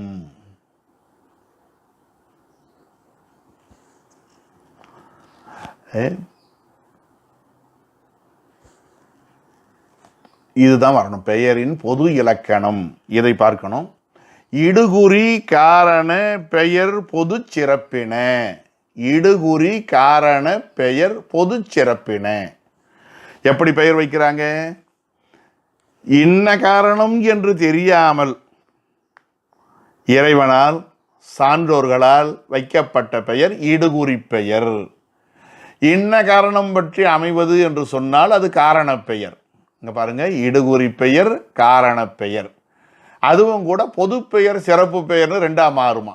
பொதுவாகவும் வரும், அதாவது பலவற்றுக்கு பொதுவாகவும் அமைவது உண்டு, சிறப்பாகவும் அமைவது உண்டு. இப்படி வருவன சிறப்பின என்று அமைகிறது. இடுகுறி இடுகுறி பெயரும் காரணம் காரணப் பெயரும் பொது பல பொருளுக்கு பொது பெயராகியும் சிறப்பு ஒரு குறிப்பிட்ட பொருளுக்கே சிறப்பு பெயராகியும் வரும் இயல்புடையன. அப்போ இப்படி இயச்சு பார்ப்போம். இடுகுறி பொதுப்பெயர், இடுகுறி சிறப்பு பெயர், காரண பொதுப்பெயர், காரண சிறப்பு பெயர் அப்படியே இணைச்சிக்கிறோம். இங்கே வருது பாருங்க, கீழே மரம் என்று ஒரு பெயர் இருக்கிறது. ஏன் அது மரம் என்று பெயர் பெற்றது தெரியவில்லை ஐயா. அது எல்லா மரத்துக்கும் பொதுவாக இருக்கிறது, மரத்துக்கெல்லாம் பொது. எனவே இட்டு வழங்கியதனாலே, காரணம் தெரியாதனாலே மரம் பொது பெயர், எல்லா மரங்களுக்கும் பொதுவாக இருக்கிறது. பனி பனின்னு ஏன் பேர் வந்ததுன்னு தெரியல, அதனால இடுகுறி. ஆனால் குறிப்பிட்ட ஒரு வகையை குறிக்கிற காரணத்தினால சிறப்பு, அதனால இதுக்கு பெயர் இடுகுறி சிறப்பு பெயர். அணிகின்ற காரணத்தினாலே அணி காரணம் தெரிகிறது, எல்லா அணிகளுக்கும் பொதுவாக அமைகிறது. அது நெற்றியில் அணிஞ்சாலும், கழுத்தில் அணிஞ்சாலும், கையில் அணிஞ்சாலும், காலில் அணிஞ்சாலும், காதில் அணிஞ்சாலும் பொதுப்பெயர் அணி. எனவே காரண பொதுப்பெயர். முடி உச்சியில் தான் முடியும், முடினா மகுடத்தை குறிக்கிறது. எனவே காரண சிறப்பு பெயர். அந்த வார்த்தையை பாருங்க. இப்படியெல்லாம் பெயர் வைக்கப்படுவது உண்டு. இன்னும் நிறைய பெயர், நம்ம இது மட்டும் கிடையாது. வலை, சிலம்பு இதெல்லாம் காரணம். வளைந்திருக்கிறதுனால வளையல், அது குறிப்பிட்ட இதை மட்டும் குறிக்கிறதுனால காரண சிறப்பு பெயர். சிலம்பு சிலம்புதல் ஒலிக்கிறது, அது காலில் மட்டும் அணியப்படுகிற நகையை குறித்தது. எனவே அதுவும் காரண சிறப்பு பெயர். இப்படி சொல்லிட்டு போகலாம். இந்த நூற்பாவுக்கு இன்னொரு விதமாகவும் உரை சொல்லுவது உண்டு. இரட்டுற மொழிதல் என்னும் உத்தியினாலே இதற்கு வேறு பொருளும் சொல்வார்கள்.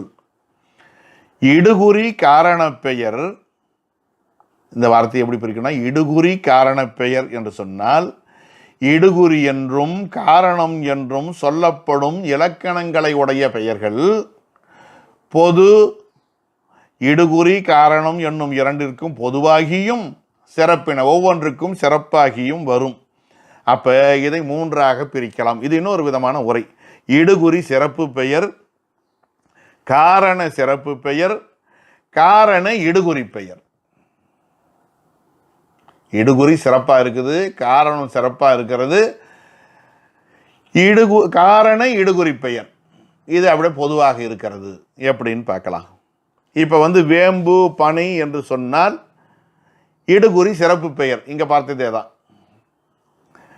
முடி வளையல் என்று சொன்னால் காரண சிறப்பு பெயர். இதில் காரண இடுகுறிங்கிறது ரொம்ப முக்கியமானது. என்னன்னா, காரணம் கருதின்னு பலவற்றுக்கு வரும். காரணம் கருதாவிட்டால் ஒன்றை மட்டும் குறிக்கும். காரணம் கருதினால் பலவற்றை குறிக்கும். காரணம் கருதாமல் இடுகுறியாக கருதினால் ஒன்றை மட்டும் குறிக்கும். இப்போ முக்கண்ணு ஒரு பெயர் இருக்கிறது. காரணம் கருதினால் விநாயகருக்கும் முக்கண் உண்டு. அப்போ விநாயகரையும் குறிக்க வாய்ப்பு இருக்குது, சிவனையும் குறிக்க வாய்ப்பு இருக்குது. காரணம் கருதாமல் முக்கண்ணன் என்று சொன்னால் விநாயகருக்கு முக்கண் இருந்தாலும் சிவனைத்தான் குறிக்கும். காரணம் கருதினால் பலரை குறிக்கும், கருதாவிட்டால் ஒருவரை குறிக்கும். முள்ளின்னு ஒரு பெயர் இருக்கிறது. அது முள்ளுடைய எல்லாத்துக்கும் பொருந்தும், மாதுளை காரை எல்லாத்துக்கும் பொருந்தும். ஆனால் முள்ளின்னு ஒரு செடி இருக்குது, காரணம் கருதாவிட்டால் அதைத்தான் குறிக்கும். நாற்காலி என்று சொன்னால் மேசையும் குறிக்கலாம், ஆடு மாட்டை கூட குறிக்கலாம். நாற்காலிங்கிற சொல்லு காரணம் கருதினால், காரணம் கருதாவிட்டால் நாம் அமர்கிற அந்த இருக்கையைத்தான் குறிக்கிறது. நிறைய அந்த மாதிரி நம்ம சொல்லிக்கிட்டே போக வாய்ப்பு இருக்கிறது. பங்கயம் ஒரு வார்த்தை, பங்கஜம், அதான் பங்கயம். பங்கம்னா சேரு, ஜம்முன்னா ஜனனம், ஜனிப்பது, பிறப்பது, சேற்றில் பிறப்பது. அப்போ பங்கயம் என்பது காரணம் கருதினால் தாமரையும் குறிக்கும், ஆம்பளையும் குறிக்கும், நெய்தலையும் குறிக்கும். காரணம் கருதாத வழி பங்கயம் என்று சொன்னாலே நேராக அது தாமரைக்குத்தான் போய் சேரும். இப்படி நிறைய சொற்களை சிந்திக்கலாம். இதுக்கு பெயர் காரண இடுகுறி பெயர். அதாவது இடுகுறி பெயரை ரூடி என்பார்கள், காரண பெயரை யோகம் என்பார்கள், காரண இடுகுறி பெயரை யோகரூடி என்பார்கள் என்று வடமொழியோடு ஒப்பிட்டு இதற்கு விளக்கம் தருபவர்களும் இருக்கிறார்கள். இன்னும் சில பேர் என்ன சொல்கிறாங்க, ஐயா இப்போ இதுக்கெல்லாம் என்ன வேலை, இது பெயரியல் சம்பந்தமான விஷயம். இப்போ மரம், அணி, பனை, முடி, நாம் இங்கே எதை பற்றி பேசுகிறோம்? நாம் எழுத்தியலை பற்றி பேசுகிறோம். எழுத்துக்களுடைய எண்ணிக்கையை பார்த்த நாம எழுத்துக்களுக்கு எப்படி பெயரிடுவது என்று சொல்ல போகிறார். உயிர், மெய், வல்லினம், மெல்லினம், இடையினம் என்று சொல்ல போகிற அவர் அந்த சொற்கள், அதாவது அந்த பெயர்கள் அந்த எழுத்துக்களுக்கு எவ்வாறு அமைந்தன என்று சொல்ல வருகிற பொழுது அது காரணம் கருதியும் இருக்கலாம், காரணம் கருதாமலும் இருக்கலாம். இதானே சொல்ல வந்த செய்தி. எனவே இது எழுத்துக்களுக்கு மட்டும் உரிய இலக்கணம் தானே. இதையே நீங்கள் எல்லா பெயருக்கும் இங்கே உதாரணம் காட்டுறீங்க, பெயரிலோடு முடிச்சு போடுகிறீர்கள் என்று கேட்டால், இல்லை இல்லை, அதுக்கும் இதுக்கும் சேர்த்தே சொல்லியிருக்கிறார்கள் என்று பல உரையாசிரியர்கள் பலர் கருதுகிறார்கள். ஆனால் உண்மையிலேயே பெயரியல்ல தனியாக பேசுகிறார். இடுகுறி காரண மரபோடு ஆக்கம் என்று அவர் பேசுகிற காரணத்தினாலே நாம் இந்த உதாரணங்களை காட்டுவது மரபாக வந்து விட்டது, அவ்வளவுதான். சாதாரணமாக நம்ம சொல்லிட்டு போனோம்னா இடுகுறியை, அதாவது இடுகுறி பொதுப்பெயர், இடுகுறி சிறப்பு பெயர், காரண பொதுப்பெயர், காரண சிறப்பு பெயர் என்று எழுத்துக்களுக்கு பெயர் அமையும். அவ்வளவோ நிறுத்திட்டு இனி வருவன அடுத்தடுத்த நூற்பாக்களில் காண்க என்று செல்வதுதான் முறை. நாமும் அவ்வாறே செல்வோம். இப்போ பார்த்தீங்கன்னா இடுகுறி சிறப்பு என்று எடுத்துக்கிட்டிங்கன்னா இடுகுறி சிறப்பு அ ஆ இ ஈ அப்படின்லாம் வர்றது. இடுகுறி பொதுன்னா உயிர். ஏன் உயிருக்கு நாம் வேணா பிற்காலத்தில் காரணம் சொல்லியிருக்கலாம், ஒரு காலத்தில் காரணம் இல்லாமல் கூட அது வழங்கப்பட்டிருக்கலாம். உயிருக்கு ஏன் உயிர் என்று பெயர் வந்தது என்றால் சொல்ல முடியுமா? மூச்சு வர்றதுனால உயிர்த்தல்னு சொன்னார், அது சொல்கிறாரு. இருந்தாலும் கூட அந்த செயல்பாட்டுக்கு அதை தான் சொல்லணும் என்ன அவசியம் இருக்கிறது? அது ஏன் இடுகுறின்னு கருதக்கூடாது? உயிரை ஏன் இடுகுறி என்று கருதக்கூடாது என்றெல்லாம் ஆராய்ச்சி செய்து விளக்கம் தருகிற ஆசிரியர்கள் இருக்கிறாங்க. கூறில், நெடில் இதெல்லாம் காரண பொது பெயர், குற்றியலுகரம் முதலியன காரண சிறப்பு பெயர் என்றெல்லாம் நாம் கருதுவதற்கு ஏற்ப இந்த நூற்பா அமைந்திருக்கிறது என்று உரை கொள்வது ஏற்புடையதாகும். அடுத்த நூற்பா எழுத்தின் பெயர். பொதுவாக அவர் எழுத்தின் பெயர் என்று சொன்னாலும் முதல் எழுத்தின் பெயர் தான் இங்கே சிந்திக்கப்படுகிறது. ஆ முதல் ஈராறு ஆவி, அங்கே இம்மு ஓசைக்காக அம்முதல் ஈராறு ஆவி, இம்மு போட அமுதல்னு ஆகிடும். அதனால் அம்முதல் ஈராறு ஆவி எழுத்தின் பெயர். அகரம் தொடங்கி இருக்கக்கூடிய 12 எழுத்துக்களும் உயிர் எழுத்துக்கள் ஆகும். ஆவிங்கிறது உயிர் எழுத்துக்கு வேறு பெயர். அப்போ எழுத்தின் பெயரை தானே இங்கே பேசுகிறாரு. ஏன்னா அவர் விவரித்து சொல்லலாம், ஆனால் அவர் இங்கே சொல்லலை, அது பின்னால் சொல்ல போகிறார். ஆகையினாலே இங்கே விட்டுட்டார்.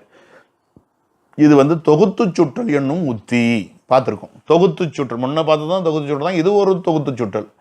இதை நாம இருந்தால் என்ன பண்ணுவோம், நம்மகிட்ட இலக்கணம் எழுதுனா அவ்வுரை எழுதிட்டு ஆவி 12, 12ம் ஆவி என்று உரைநடை மாதிரி எழுதுவோம். நம்மகிட்ட செய்யுள் எழுத சொன்னால் அவர் சுருங்க சொல்லல். அம்முதல் ஈராறு ஆவி, கம்முதல் மெய் மூவார் என விளம்பினர் புலவர். இக்கு தொடங்கி கடைசி எழுத கூட அவர் சொல்லலை. அந்த 18ம் மெய் மூவாறு என விளம்பினர். இப்படி விடுங்க. கம்முதல் மூவாறு மெய் என விளம்பினர் புலவர். யார்? சான்றோர்கள் சொல்லியிருக்காங்க. ஏற்கனவே நூலாசிரியர், இலக்கண நூலாசிரியர்கள் சொல்லியிருக்கிறாங்க. கம்முதல் மூவாறு மெய் அப்படி போடணும். இக்கில் தொடங்கி இருக்கக்கூடிய 18 இக்கிலிருந்து இன்னும் வரல இருக்கக்கூடியதெல்லாம் மெய் எழுத்தாகும். அ இ இ உ ஏ ஏ ஐ ஓ ஓ ஔ இந்த 12ம் உயிரெழுத்து எனப்படும். இக்கு, இங்கு, இச்சு, இஞ்சு, இட்டு, இன்னு, இத்து, இந்து, இப்பு, இம்மு, இஜ்ஜு, இரு, இல்லு, இவ்வு, இழு, இல்லு, இட்டு, இன்னு இந்த 18ம் மெய்யெழுத்து என்று சொல்லியிருக்கிறார்கள். இப்படி தான் படிக்கணும். ஏன்னா மறந்து போச்சு எல்லாமே. இப்போல்லாம் நம்ம பெரிய படிப்பு படிச்சுட்டு பெரிய நிலைக்கு வந்துட்டோன்னு காங்காச்சாவியை மறந்தவர்கள் இருக்கிறார்கள். மறக்கவே கூடாது. பாடை ஏறினும் ஏடுதுகை வீடில், எவ்வளவு படித்தாலும் அடிப்படையை மறக்கக்கூடாது. இன்றைக்கும் உட்காந்து எண்சுவடி வாய்ப்பாட்டை படிக்கிறது தான் முறையான படிப்பாக இருக்கும். உயிரெழுத்தின் வகை. முதல் எழுத்தை பற்றி பேசுகிறார் இல்லைங்களா? உயிரெழுத்து என்னென்ன? அவற்றுள் அ இ உ ஏ ஓ குறில் 5. குறில் எழுத்துக்கள் 5. அ இ உ ஏ ஓ ஆகிய இவை 5 குறுகிய ஓசை உடையன. இவர் வச்ச பெயர் குறில். தொல்காப்பியர் வச்ச பெயர் குற்றெழுத்து. இது கூட எழுத்துன்னு போடக்கூடாது, குறில்னு தான் இவர் நடைக்கு சொல்லணும். குறில் சுருக்கம் எல்லாமே இவருக்கு சுருக்கம். ஏன்னா வெறிநூலை சுருக்கி எழுதுவதாக ஒரு முடிவு எடுத்திருக்கிறார். ஆ இ உ ஏ குறில் 3 5 கூறு. இது என்ன சொல்கிறாங்க, குறுகிய அளவு ஒலித்தலின் குரில் எனப்பட்டது. அது எப்படி முடிவு பண்ணீங்க? இது குறுகி ஒலிக்குதான் நெற்றெழுத்தை நோக்க குற்றெழுத்து, அவ்வளவுதான். இப்போ ஒரு விரல் நீட்டி சிறிதோ பெரிதோ என்று கேட்பார்கள், குறிதோ நெடிதோ என்று கேட்பார்கள். எப்படி முடிவு பண்ணுறது? இன்னொரு விரலோடு இப்போ ஆள்காட்டி விரலை நீட்டி சிறியதா பெரியதான்னு கேட்டால் எப்படி சொல்ல முடியும்? நீங்கள் சிறியது என்று சொன்னால் கட்டை விரலோடு சேர்த்து பெரியது என்பார்கள், பெரியது என்று சொன்னால் நடுவிரலோடு சேர்த்து சிறியது என்பார்கள். ஆகையினால ஒரு விரலை வைத்து முடிவு பண்ண முடியாது. அதனால் இது எப்படி குரில்னு கேட்டால் நெடிலோடு ஒப்பிடும்பொழுது குரில் எழுத்து, அவ்வளவுதான். இதை எப்படி பிரிக்கலான்னு கேட்டால் அந்த சொல்ல குறுமை கூட்டல் இல். குறுமை என்பது பண்பு பகுதி, இல் என்பது பண்பு பெயர் விகுதி. குறுமை கூட்டல் இல்லு குரில் என்று வருகிறது என்று புணர்ச்சி விதி கூறுகிறார்கள். நல்ல ஏற்புடைய கருத்து. அது நம்ம பதவியில் வரும்போது சிந்திக்கலாம். அப்புறம் நெடில் எழுத்து ஆ இ ஊ ஏ ஐ ஓ ஔ நெடில். இந்த 7ம் நெடில் எழுத்து. ஆனால் 7ன்னு அவர் சொல்லவே இல்லை. அங்கே 5ன்னு சொன்னார், இங்கே 7ன்னு சொல்ல. ஏன்னா இடம் பத்தலன்னு சொல்லக்கூடாது. அங்கே 5 எழுத்து இடம் இருந்ததுங்க, இங்கே 7 எழுத்து இடம் பத்தலன்னு கூடாது. அவர் நினச்சிருந்தா சொல்லியிருப்பார். ஏன் சொல்லலைன்னா இந்த ஐயையும் அவ்வையும் நம்ப முடியல. சில இடத்துல நெடிலாக இருக்குது, பல இடத்துல நெடிலாக இல்லை. அதை நான் குரில்னு சொல்லலை, நெடிலாக இல்லை. அதான் குறுக்கம்னு படிக்கிறோம் இல்லைங்களா? அதனால் அது அவற்றை நம்ப முடியவில்லை. எனவே 7 என்று தொகை கொடுக்காமல் விட்டார். இவை குரிலை நோக்க நீண்டு ஒலிக்கிற காரணத்தினாலே இவை நெடில் எனப்பட்டன. நெடுமை கூட்டல் இல் நெடில், புணர்ச்சி விதி. இது நம்ம இயல்பாக தெரிஞ்ச செய்தி. அதுக்கடுத்து இவற்றுக்கு காரணம் கூறாமல் ஏன் இதை நெடில்னு சொன்னார், குரில் சொன்னார், நாம தான் சொல்கிறோம் மாத்திரை அடிப்படைன்னு. இதை பற்றி பிறகு சொல்ல போகிறார். இருந்தாலும் பெயர் வச்சிட்டார். இதுக்கு என்ன பேருனா உய்த்துணர வைத்தல் என்னும் உத்தி. பிறகு விரிவாக சொல்ல போகிறார். இது உய்த்து உணர வைத்தல் என்னும் உத்தி. அதுக்கடுத்தது சுட்டெழுத்து ஆ இ உ முதல் தனிவரின் சுட்டே. அகரம் ஈகரம் ஓகரம் இந்த 3ம் சொல்லின் முதலிலே தனித்து வரின் சொல்லின், அதாவது சொல் வடிவமாக இல்லாமல் சுட்டு வடிவமாக வருவது சுட்டெழுத்து. அப்படி அர்த்தம் பண்ணணும். பாருங்களேன், என்ன சொல்லலாம் இதை ஆ அவன் இவன் ஓவன் வச்சுக்கோமே. அவன் அப்பால் இருக்கிறான், சேய்மை சுட்டு. இவன் கிட்டக இருக்கிறான், அண்மை சுட்டு. ஒவன் இடைப்பட்ட இடத்தில் இருக்கிறான், இடைமை சுட்டு. ஊ என்பது இடைப்பட்ட நிலை. இன்னும் சில பேர் மேலே, ஒம்பர், உம்பர் என்பது மேலே குறிக்குது. இன்னும் சில பேர் பின்னால். 3 அர்த்தம் சொல்கிறாங்க ஓகரத்துக்கு. ஆ சேய்மை, ஈ அண்மை, ஓகரம் இடைமை என்று உரையாசிரியர் சிலர், மேலே என்று சில உரையாசிரியர், பின்னால் என்று சில உரையாசிரியர். 3க்கும் சான்றாதாரம் காட்டக்கூடிய நிலை இருக்கிறது. ஊழையும் உப்பக்கம் காண்பர், பின்னால் இருந்து தள்ளுவாங்க. ஊ பின்னால், உம்பர் மேலே, இப்படியெல்லாம் கருத்து சொல்வது உண்டு. இது 3ம் சொல்லின் அங்கமாக வருமானால் அகச்சுட்டு. அவன் இவன் உவன் சொல்லின் அங்கம். சொல்லுக்கு வெளியே நிற்கும் என்று சொன்னால் புறச்சுற்று. அக்கொற்றன், இக்கொற்றன், உக்கொற்றன் என்று சொல்லுக்கு வெளியே நின்றால் இவை புறச்சுட்டு என்று சொல்லப்படும். இது கவனிக்க வேண்டியது. இதில் இலக்கண விளக்கம் வைத்தியநாத தேசிகர் என்ன பண்ணார்? இவர் பெரும்பாலும் அவர் பேரே என்ன வச்சார், புதுசாக எழுதுறேன்னு சொல்லலை. அவர் இலக்கணத்தை நான் விளக்கமாக சொல்கிறேன். பாடம் நடத்துகிற பொழுது சில இடங்கள்ல அவருக்கு இடிச்சுது. தொல்காப்பியர் சொல்கிறதுல இது சிறப்பாக இருக்கிறது, நன்னூலார் சொல்கிறதுல இது சிறப்பாக இருக்குது, இன்னொன்று இடத்துல இன்னொன்று வார்த்தைகளை மாற்றினால் இன்னும் சிறக்கும்னு நினச்சிக்கிட்டு அவர் புதியதாக நூல் செய்தேன் என்று சொல்லவில்லை. இந்த 2 நூலையும் பெரும்பாலும் வச்சுக்கிட்டு சில மாற்றங்களை மட்டும் செய்தார். அதனால தான் இலக்கண விளக்கம்னே வச்சார் பேர். ஆனாலும் அவருக்கு அந்த நூலுக்கு அவரே உரை எழுதினார். வேற ஒருத்தர் எழுதினா குழப்பமாகிடுன்னு சொல்லிட்டு அவரே அவர் நூலுக்கு உரை எழுதினார். அப்போ அவர் என்ன பண்ணுறாரு, இந்த ஆ இ ஊ முதல் தனிவரின் சுட்டே என்று இருக்கக்கூடிய இந்த சொல்லாட்சியை பார்த்துட்டு அவர் என்ன பண்ணார், மயிலைநாதர் உரையை பார்க்குறாரு. அக்கொற்றன், இக்கொற்றன், உக்கொற்றன் என்று தான் அதுக்கு உரை இருக்குது. ஆனால் என்னடா இது அவன் இவன் உவன் என்றே இருக்கக்கூடியதை ஏன் இவர் விட்டுட்டார் கேட்டால் தனிவரின். அவர் என்ன நினச்சிட்டாரு, சொல்லுக்கு வெளியே வருவதாக நினைத்து கொண்டு மயிலைநாதர் எழுதி விட்டாரோ என்று ஒரு சிந்தனை தோன்றுகிறது நம்ம வைத்தியநாத தேசிகருக்கு. எனவே என்ன சொல்கிறாரு, முதல் என்று சொன்னாலே தனி வருதல் அடங்குமே, இவர் பாட்டு எழுதிட்டார். இவர் எழுதும்போது, அவருடைய நூலை எழுதும்போது ஆ இ உ மொழி முதல்வரின் சுட்டு என்று அவர் எழுதிட்டார். அவருடைய சுதந்திரம், அதில் நாம் ஈடுபட வேண்டியதில்லை. ஆனால் அவர் என்ன எழுதுறாரு, தன்னுடைய அதுக்கு விளக்கம் எழுதுகிற பொழுது தனிவரின் சுட்டு என்று எழுதுவது தேவையில்லை, முதல் வருதல் என்பதே போதுமானது என்று நன்னூலை குற்றம் சாட்டுகிறார். அப்படி குற்றம் சாட்ட அவர் மயில்நாதர் உரையை மனத்துக்குள் கருதி இருக்கலாம். ஆனால் இதை பார்த்ததும் இலக்கண கொத்து எழுதிய பெருமகனார் என்ன பண்ணாரு, இவர் முதல் வருதல் தனி வருதலை இவர் புரிந்து கொள்ளவில்லையே. முதல் வருதல் என்பது முன்னாள் வருதல் என்கிற அர்த்தம் வருகிறது. தனி வருதல் என்று சொன்ன சுற்றெழுத்து கூறுடையது என்று புரிந்து கொண்டிருக்கலாமே. இவர் வேண்டுமானால் சுருக்கி எழுதலாம், இவர் எந்த விதத்தில் நன்னூலாரை குறை சொல்லலாம் என்று இலக்கண கொத்து உடையாருக்கு இதிலே உடன்பாடு இல்லை. அது அவர் மனசிலே இருந்து அவர் பின்னால் வந்த தன்னுடைய மாணாக்கர்களுக்கெல்லாம் அவர் எடுத்து சொன்னார். அதனுடைய பிற்காலத்தில் வருகிற பொழுது, இப்போ இலக்கண விளக்க சூறாவளி வருகிற பொழுது மாதவ சிவஞான யோகிகள் என்ன செய்கிறாங்க, எவ்வாறு வரினும் சுற்றெழுத்து என்றதோடு அவர் கருத்து அறியாது குற்றமும் கூறினார். நீங்கள் எதாவது சொல்லிட்டு போங்கய்யா, நீங்கள் எப்படி தனிவரின் தப்புன்னு நீங்கள் எப்படி சொல்லலாம்? முதல் வரல் தனி வரல் என்கிற உத்தியெல்லாம் அதில் அடங்கி இருக்கிறதே, பொருவோடு உத்தியெல்லாம் இருக்கிறதே, அதை புரிந்து கொள்ளாமல் நன்னூலை குற்றம் சொன்னது தவறல்லவா என்று சொல்லி இலக்கண விளக்க சூறாவளியிலே அவர் பதிவு செய்கிறார். இப்படி ஒரு ஆய்வு போய்கொண்டே இருக்கிறது. ஆக இந்த இடத்துல தனி வருதல் என்பது சுற்றெழுத்துக்கூறுடையதுன்னு என்று நாம் புரிந்து கொள்ள வேண்டும். இப்போ அம்மா அப்பா அப்படிங்கிறதுல அதை போய் நம்ம சுற்றெழுத்துன்னு சொல்ல போகிறதில்லை. அதுதான் அங்கே இருக்கக்கூடிய அந்த வித்தியாசத்தை புரிஞ்சுக்கணும். அடுத்தது வினா எழுத்து. ஏ யா முதலும் ஆ ஓ ஈற்றும் ஏ இருவழியும் வினா ஆகுமே. சொல்லின் முதலிலே ஏ யா, முதல் என்பது சொல்லின் முதலில் ஏ யா வினாவாகும். சொல்லின் ஈற்றிலே ஆ ஓ வினா ஆகும். ஏ சொல்லின் முதலிலும் சொல்லின் ஈற்றிலும் இருவழியும் வினாவாகும். இப்போ இவர் பேசிக்கிட்டு வந்தது உயிரெழுத்தை பற்றி பேசினார். ஆனால் சம்பந்தமே இல்லாத உயிர்மை எழுத்தை இங்கே சிந்திக்கிறார். யா என்பது உயிர்மை எழுத்து, அதை பற்றி பேச்சு இன்னும் வரலை, சார்பு எழுத்து ஆரம்பிக்கலை.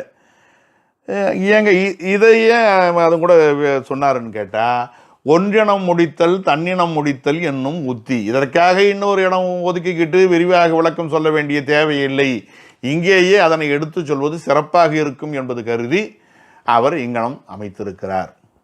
சரி, ஏ யா, எவன், என்ன, எது, பாருங்க, யார், யாவன், யாவல், யாது, யாவை வருது பாருங்க. ஏ யா மொழி முதல்ல வருது. ஆ ஓ ஈட்டிடை வருது. அவனா, வந்தானா, சொன்னானா, அப்படியா இறுதியில் வருது. அவனோ, சொன்னானோ, கொற்றனோ, செய்வானோ, ஓகாரம் இறுதியில் வருது. ஏ ரெண்டு இடத்துலையும் வருது. ஏன், ஏவர், ஏ இறுதியில் வர்றதுக்கு உதாரணம் நீயே சொன்னாய். நீயே சொன்னா நீயா சொன்னாய் என்று அர்த்தம். ஆனால் இன்றைக்கு அது புரியாது. நாம் அது கூட என்ன செய்யணும், இன்றைக்கு தான் என்கிற ஒரு சொல்லை சேர்த்தால், இது நம்ம உரையாசிரியர் நாமளா கற்பிக்க வேண்டிய ஒன்று. அவன்தானே சொன்னான், நீதானே சொன்னாய், இதற்காகத்தானே ஆசைப்பட்டாய், அந்த தான் சேர்த்துட்டிங்கன்னா சரியாயிடும். இல்லைன்னா நமக்கு ஒரு மாதிரி குழப்பம் வரும். அதனால் ஏ யா முதலும் ஆவோ ஈற்றும் ஏ இருவழியும் வினாவாகும். பாருங்க, எத்தாயர், எத்தந்தை, எச்சொற்றத்தார், எம்மாடு, சும்மாடு, ஏவர் நல்லார், ஏவர் நல்லார், ஏவர், பாருங்க, இதெல்லாம் அப்படியே அந்த வினா எழுத்துக்கெல்லாம் விளையாடுது பாருங்க அப்பர் தேவாரத்தில். சரி, இந்த எவன், யார் இதெல்லாம் பார்த்தீங்கன்னா சொல்லின் அங்கமாக இருக்கிற காரணத்தினாலே அவையெல்லாம் அகச்சுட்டுக்கள். இதையே புறச்சுட்டாவும் சொல்ல முடியும். எக்கொற்றன், எவ்வீடு, இப்போ சொன்ன எத்தந்தை, எத்தாயர் புறச்சுட்டு, தந்தைக்கும் தாய்க்கும் வெளியில் இருக்குது, சொல்லின் அங்கமாக இல்லை. அந்த மாதிரி யாங்கணம், கணம், இடம்ங்கிற பொருள் வரும், யாங்கணம் முறைங்கிற பொருள், கணங்கிறது தருது, அதுக்கு முன்னால் யா பிரிக்கலாம். அங்கணம், இங்கணம், ஓங்கணம், எங்கணம், யாங்கணம் வருது இல்லைங்களா, பிரிக்கலாம். அப்போ புறச்சுட்டாகவும் இவை வருகின்றன. அகச்சுட்டாகவும் புறச்சுட்டாகவும் ஏ யா அமைவதை பார்க்கிறோம். ஆ ஓ என்பன இறுதியில் தான் வரும், அது புறச்சுட்டாக மட்டும்தான் வரும், சொல்லுக்கு வெளியில் தான் வரும். அவனா, கொற்றனோ வெளியில் தான் வரும், உள்ளே வர வாய்ப்பு இல்லை. ஏ என்பது எங்கே வரும்னு கேட்டால் ஏவர் நல்லார் உள்ள வருது. அவன்தானே சொன்னான் வெளியிலையும் வருது. அவன்தானே நீதானே வெளியிலையும் வருது. ஆக முன்னால் வரும்போது அகவினாவாகவும் பின்னால் வருகிற பொழுது புறவினாவாகவும் அமைகிறது. இவை அகமும் புறமுமாக அமைகின்றன, இவை புறமாக மட்டும் அமைகின்றன. ஆக அந்த வினாவிலையும் நாம் அகம் புறம் என்று சிந்திப்பதற்கான ஒரு வாய்ப்பு இருக்கிறது. இதில் யா என்கிற எழுத்தை பார்த்தீங்கன்னா அது தனித்து நின்று கூட, மற்றெல்லாம் தனித்து நின்று வினா எழுத்தாகாது, யா தனித்து நின்றும் வினா எழுத்தாகும். யா என்பதற்கு என்ன அர்த்தம்னு கேட்டால் நீங்கள் நினைக்கலாம் யாது யாவை அது மட்டும்தான் சொல்லுன்னு நினைப்பீங்க. யாது ஒருமைக்கு வரும், யாவை பன்மைக்கு வரும். யா என்கிற ஒரு சொல்லு எதை தரும்னு கேட்டால் அதுவும் பன்மையைத்தான் தரும். யாது யா யாவை என்று தொல்காப்பியர் சொல்லதிகாரம் பெயரியல்ல பயன்படுத்துகிறார். அதுக்கு சான்று சொன்னால் எளிமையாக புரிஞ்சிடும். திருக்குறளையே வச்சுக்குமே, யா காவார் ஆயினும் நா காக்க, யான்னா எவை யாவற்றை. அப்போ யா என்பது பன்மை வடிவம். இன்னும் ஒரு உதாரணம், செயற்கரிய யா உள நட்பின், யா உள எவை உள்ளன. அப்போ அந்த யா எவை என்கிற பன்மை வடிவத்தை கொடுப்பதை பார்க்கிறோம். அப்போ யா தனித்து நின்று கூட வினா எழுத்தாக மாறக்கூடிய நிலையை நம்மால் உணர முடிகின்றது. இதுவரையில் பார்த்தது உயிரெழுத்து சம்பந்தமான ஆராய்ச்சி. அடுத்தது மெய்யெழுத்து வகை. வல்லெழுத்து, வல்லினம். வல்லினம் வன்மை உடையது, உச்சரிக்கும் போதே கஷ்டமா இருக்கு. வல்லினம் கசட தவற என ஆரே. இக் இச் இட் இத் இப் இட் இருன்னு சொல்லணும், இற்றுன்னு சொல்றது என ஆரே. கசட தவற வடிவத்தால் இப்படி எழுதப்பட்டாலும் நாம் இக்கு இச்சு இட்டு இத்து இப்பு இற்று என்று தான் உச்சரிக்க வேண்டும். அது வல்லென்று ஒலிக்கிற காரணத்தினாலே வல்லினம். இதுக்கு வலின்னு சொல்லுவாங்க, பின்னால் நம்ம பயன்படுத்துவார் எல்லா இடத்துலையும். இவெல்லாம் சுருக்கமாக சொல்கிறாச்சு நன்னூலார். அதனால் வலியும் பாரு, சில இடத்துல வன்மைன்னு வாரு, சில இடத்துல வன்கணம்னு சொல்லுவார். இப்போதே இவற்றின் பெயரை தெரிந்து கொள்ளாவிட்டால் அப்போது ஒன்றும் பண்ண முடியாது. இதெல்லாம் அடிப்படை பொருட்கள். ஒரு பொருளை தயாரிப்பதற்கு முன்னாலே, அதாவது துணியை தைப்பதற்கு முன்னாலே அந்த துணியினுடைய ரகத்தை தெரிந்து கொண்டு அதை எப்படி வெட்டுவது என்று தெரிந்து கொள்வது அத்தியாவசியமானது. அது தெரியலன்னா நாளைக்கு விதவிதமாக துணியை நம்மால் தயாரிக்க முடியாது.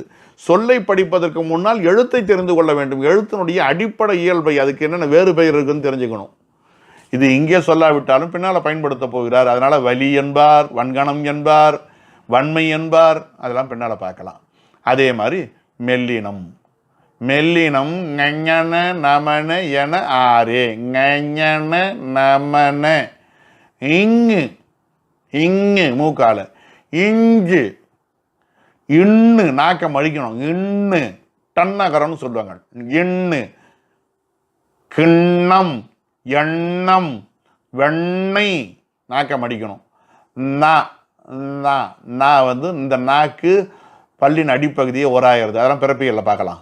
நலம் நன்மை. மா நான் இயல்பா சொல்றேன், ரெண்டு சுட்டினா ரன்னாகரம் இது. ஏன்னா ஆறு. இங்கு இங்கு இன்னு இந்து இம்மு இன்னு, இந்த ஆறும் மென்கணம். ஏன்னா மூக்கால ஒலிக்குது. வல்லினத்தை நோக்க வல்லொலியை நோக்க மெல்லொலியாக இருக்கிறது. இதை மெலி என்பார், மென்மை என்பார், மென்கணம் என்பார். அடுத்தது இடை எழுத்து. இடையினம் யரள வழல என ஆரே. இய்யு இரு இல்லு இவ்வு இழு இள்ளு என ஆரே. இந்த ரெண்டு தான் சிரமம் மற்றவங்களுக்கு. இழு ழா. விழுப்புரத்தை தாண்டி திண்டிவனத்தை தாண்டி சென்னையை நோக்கி போனாலும் சிரமமாக இருக்குது. திருச்சி மதுரையை தாண்டினாலும் சிரமமாக இருக்குது. ழா கொஞ்சம் பழக்கப்படுத்தினா வந்துடும். நாம் சொல்லாமல் யார் சொல்ல போகிறாங்க? இதை நாம் மறுபடியும் முயற்சி செய்தால் நம்மால் முடியும். ழா பழம். வெள்ளம். நாக்க மடிச்சிட்டோம்னா இள்ளு. இல்லுங்கிறது மேலோட்டமாக இருக்குது. இள்ளு. கள்ளன். உள்ளம். வெள்ளம். நாக்க மடித்து சொல்லணும். யரள வழல என ஆரே. இடையினம். இவை அடிப்படையான செய்திகள், எல்லோரும் அறிந்த செய்திகள். இருந்தாலும் கூட இவை இடைமை என்றும் இடைக்கணம் என்றும் பயன்படுத்தப்படும். இது வல்லினத்துக்கும் மெல்லினத்துக்கும் இடைப்பட்டதனால இடையினம் என்பார்கள். சில பேர் உயிரொலிக்கும் மெய்யொலிக்கும் இடைப்பட்டதனால இடையினம். இங்கே பார்த்தீங்கன்னா இவ்வுன்னு 2 இருக்கும். இதை உடம்படு மெய் என்பார்கள், அரை உயிர் என்று சொல்வார்கள். ஆக இது கிட்டத்தட்ட உயிர் எங்கே தோன்றுகிறதோ அங்கே தான் இதுவும் தோன்றும். அதனால் இந்த அப்பர் பெருமான் சொல்லுவார் பாருங்க, விலங்கல்லேன் விலங்கல்லாது ஒழிந்தேல் அல்லேன்வார். 5 அறிவுடைய விலங்கும் இல்லை, 6 அறிவுடைய மனிதனும் இல்லை, இதுக்கு இடைப்பட்ட யானை முதலான விலங்கு போல நான் என்று அப்பர் பெருமான் தாண்டகத்திலே குறிப்பிடுற மாதிரி இது மெய்யிலையும் சேர்த்துக்க இல்லை, உயிரிலையும் சேர்த்துக்க இல்லை, இடைப்பட்ட எழுத்து. இடையினம் எழுத்துன்னு யாரும் பேர் வைக்கல, புள்ளி வச்சிருக்கனால மெய் எழுத்துன்னு சொன்னாங்க. இந்த இவ்வெல்லாம் அரை உயிர் என்று சொல்லப்படுகின்றன. மொழியியலார் இது குறித்து விரிவாக உயிர்கூறு இருப்பதை சிந்திக்கிறார்கள். அதனால இவை இடையெழுத்து எனப்படுகின்றன. அடுத்தது இணை எழுத்து. எப்படி இவை இனமாக இருக்கின்றன, ஒன்றிற்கு ஒன்று நெருக்கமுடையனவாக அமைவது எப்படி? ஐ, ஔ, இ, உ செரிய முதல் எழுத்து இவ்விரண்டு ஓரினமாய் வரல் முறையே. என்ன சொல்ல வராது? ஐ என்பது தனக்கென்று இனம் இல்லாதது. குரில் எல்லாம் நெடிலை இனமாக உடையன, நெடிலெல்லாம் குரிலை இனமாக உடையன. ஆவுக்கு ஆ இனம், ஆவுக்கு ஆ இனம், ஒன்றுக்கு ஒன்று இனம். ஆனால் இந்த ஐக்கு இனத்தை காணும். அது என்ன பண்ணுது? ஈகாரத்துக்குரிய ஈகரத்தை தனக்கு இனமாக கொள்கிறது. ஐயி சொல்ற பாருங்க, ஐயி. அப்போ ஈகரத்தை துணைக்கு வச்சுக்குது. அவ்வு, அவ்வு என்ன பண்ணுது? உகரத்தை துணைக்கு வச்சுக்குது. அப்போ இனமில்லாத ஐகாரமும் அவுகாரமும் முறையே ஈகாரத்துக்கும் ஊகாரத்துக்கும் உரிய ஈகர உகரத்தை தமக்கு இனமாக கொள்ள பெற்றிருக்க முதல் எழுத்துக்கள் எல்லாம் மொத்தமாக சொல்லிட்டார். இவ்விரண்டு, 2 2 ஜோடி ஜோடியா, இவ்விரண்டு இவ்விரண்டு, 2 2 இவ்விரண்டு. ஈ கூட்டல் 2ன்னு சொல்லக்கூடாது. இவ்விரண்டுனா 2 2 இவ்விரண்டு, 2 2 ஓர் இனமாய் வரணும் முறையே. அ ஆ ஓர் இனம், அதுக்கு இது இதுக்கு அது.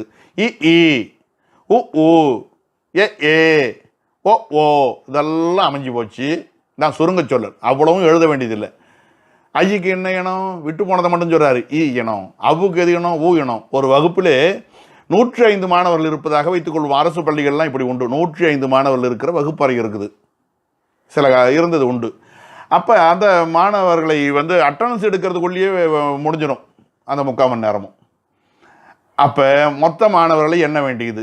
5 மாணவர்கள் மட்டும் வரவில்லை. வராதவர்கள் யார்? அந்த 5 பேரை தெரிஞ்சுக்கிட்டு மீதி பேருக்கு பிரசன்ட் போட்டு பாடத்தை ஆரம்பிக்கிறது. இதுதான் சுருக்க வழி. மீதி 100 பேருக்கும் அட்டனன்ஸ் எடுத்தது நேரம் போதாது. அந்த மாதிரி எது எதுக்கெல்லாம் இனம் இல்லையோ அதை மட்டும் சொல்லி முடிச்சுட்டு மீது எல்லாம் அது அது அது அது அப்படியே அடுத்தடுத்த எழுத்துக்களோடு இனமாக வரும்னு சுருக்கமாக எழுதி விட்டார். அழகு. அதே மாதிரி இக்கு இங்கு, இக்குக்கு இங்கு இனம், இங்குக்கு இக்கு இனம். இச்சு இஞ்சு, இட்டு இன்னு, இத்து இந்து, இப்பு இம்மு, இட்டு இன்னு கடைசியில். அப்போ இந்த எரள வழலை மட்டும் நிற்குது. அது என்ன இனம்னு கேட்டால் இந்த 6ம் ஒரு சேர நிற்குது. பரவாயில்லை. அது ஏற்புடையதை மட்டும் கொள்கன்னு ஒரு விதி சொல்லுவாங்க இல்லையா? ஏற்புழிக்கோடல் என்னும் விதிப்படி இடையினம் தவிர்த்து மீதி எல்லாம் கொள்க. அதுக்காக எழுத வேண்டியதில்லை. இடையினம் தவிர்த்து பெரும்பான்மை ஒத்து வரதுனால இந்த விதி சொல்லப்பட்டது என்று மிக அழகாக எழுதியிருக்கார்கள். இதை பாருங்க, இப்படி 2 2 ஓரினமாய் வருவதே முறையாகும் என்று எழுதுவதும் உண்டு. வரல் முறை இவை வருகின்ற இதை என்ன பண்ணுவாங்க? வரல் முறை இவ்விரண்டாய் ஓரினம், 2 2 ஓரினம் என்றும் சொல்லுவார்கள். இப்படியும் கொண்டு கூட்டுவது உண்டு. இவ்விரண்டு ஓரினமாய் வருவதே முறையாகும். வரல்னா வருதல், தொழில் பெயர். வரு என தெரிந்தது விகாரம், அல்லு தொழில் பெயர் விகுதி, வரல்னு சொல்லலாம். அது முறை என்று சொல்லுவது உண்டு. இதை பாருங்க, வரல் முறைன்னு இதை கூட்டி இவ்விரண்டாய் இவ்விரண்டு வரல் முறை இவ்விரண்டாய் ஓரினம், 2 2 ஓரினம் ஆம் அப்படின்னு கொண்டு கொட்டினாலும் சரி. இப்படி 2 விதத்துக்கும் அவை பொருந்துகின்றன. அடுத்து இனம் என்பது எந்த அடிப்படையிலே? தானம், முயற்சி, அளவு, பொருள், வடிவு, ஆன, ஒன்று, ஆதி, ஓர், புடை, ஒப்பு இனமே. தானம், தானம்னா ஸ்தானம். ஸ்தானம் கணிதம் போடுகிற பொழுது, கழித்தல் கணக்கு போடுகிற பொழுது இது 1வது ஸ்தானம், இது பக்கத்தில் 10வது ஸ்தானம், இது பக்கத்தில் பக்கத்து ஸ்தானத்துலேருந்து 10 கணவாங்கு, 1லிருந்து 9 கழிக்க முடியாது. இப்போ பக்கத்தில் 10 கணவாங்கன்னா 10 1 11, 11 9 கழிச்சா 2. அந்த ஸ்தானம் 1வது ஸ்தானம், 10வது ஸ்தானம், 100வது ஸ்தானம், 1000வது ஸ்தானம் என்று தான் படித்திருக்கிறோம் இல்லையா? ஸ்தானம் தமிழ்ல இசு மறைஞ்சிடும், தானம். முயற்சி அது எங்க பிறக்குதுங்கிற இடம், அதுக்கடுத்து அதுக்கு எடுத்துக்கொள்ளக்கூடிய முயற்சி, எந்தெந்த ஒளி உறுப்புகள் எப்படி எப்படி முயல்கின்றன, அதுக்கடுத்து அவை பெறுகின்ற மாத்திரை, அப்புறம் அவை தரக்கூடிய பொருள், இந்த அடிப்படையில் இனம் காணப்படுகிறது. அவற்றினுடைய வடிவம், இவை எல்லாம் இருக்கணும்னு அவசியம் கிடையாது. இவற்றில் ஒன்றோ ஒன்றுக்கு மேற்பட்டனவோ ஒரு புடை ஒத்திருந்தால், ஒரு பகுதி ஒத்திருந்தால் அந்த அடிப்படையில் இனம் எனப்படும். சான்றாக தானம், முயற்சி, உயிரெழுத்து எல்லாமே ஸ்தானம், எல்லாமே எங்கே பிறக்குது? எல்லாம் நம்ம உயிர் என்பது இனிமேல் படிக்க போகிறோம், அது கண்டத்தில் பிறக்குது. அதனால் அந்த உயிர் அடிப்படையிலையும் அதுக்கெல்லாம் மாத்திரை கிட்டத்தட்ட ஒன்றா இருக்கிற காரணத்தினாலையும் அப்படி, அதாவது குரல் எல்லாம் தானம் அளவு கருதி, அப்புறம் முயற்சி மற்ற எழுத்துக்கள், தானம் முயற்சி இது ரெண்டையும் கொண்டு பிறப்பது எல்லா உயிரெழுத்துக்கும் பொருந்தும். தானம் அளவு இவற்றை கருதுவது குரில் அல்லது நெடில், இப்படி கொண்டு கூட்டலாம். முயற்சியும் அளவும் கொண்டு பிறப்பன இடையினம் தவிர மற்ற எல்லா மெய்களும். பொருள் அடிப்படையில் பார்த்தீங்கன்னா அது ஆது, இங்கு ஈங்கு, உங்கு ஊங்கு, எது ஏது, ஒடு ஓடு, அப்போ ஒன்றுக்கு ஒன்று இனம். இக்கு இங்கு, குளக்கரை குளங்கரை, இச்சு இஞ்சு, தடச்சோலை தடஞ்சோலை, படம் பணம், ரெண்டும் அர்த்தம் ஒன்று. படம் என்றாலும் பணம் என்றாலும் ஒன்று தான். பாம்பு படம் எடுத்து ஆடுகிறதுன்னு சொல்கிறோம் இல்லைங்களா? படத்துக்கு பணம் என்றும் ஒரு பெயர் உண்டு இலக்கியங்களில். அது பணம் இருக்கிறதுனால தான் படம் எடுக்குதும்பாங்க. பணம்னாலும் படம்னாலும் ஒன்று தான். பாழ்த்தூறு பாழ்ந்தூறு, இத்து இந்து, அப்பு அம்பு, இப்பும் இம்மும் ஒரே மாதிரி வரும். அப்பு நீரை குறிக்கிறது, அம்புன்னாலும் நிறைத்தான் குறிக்கிறது. நற்கு நன்கு, இது நற்கு அறிந்தனையாயின், இது நன்கு அறிந்தனையாயின், ரெண்டும் பொருள் ஒன்று தான். அப்புறம் வடிவு, அ ஆ உ ஊ ஏ ஏ ஓ ஓ, கிட்டத்தட்ட வடிவம் ஒன்று தானே, சின்ன சின்ன மாற்றம் தானே அதில் இருக்குது.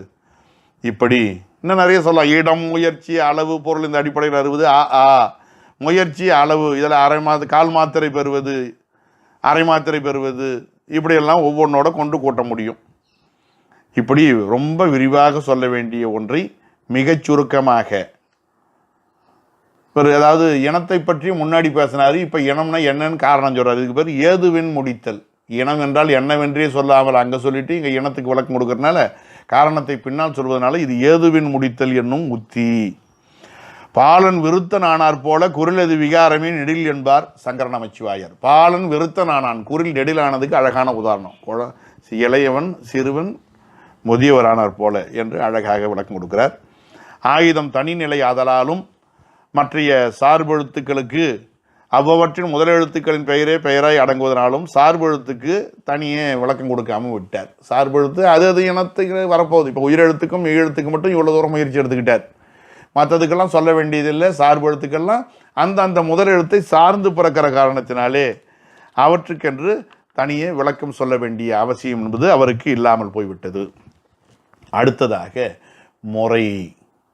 சிறப்பினும் இனத்தினும் செறிந்து ஈண்டு முதல் நடத்தல் தானே முறையாகுமே. எந்த அடிப்படையிலே இந்த நெடுங்கணக்கு முறை அமைந்தது? எல்லாத்துக்கும் ஒரு முறை வைப்பு உண்டு இல்லைங்களா? வைப்பு முறைன்னு சொல்றாங்க இல்லையா?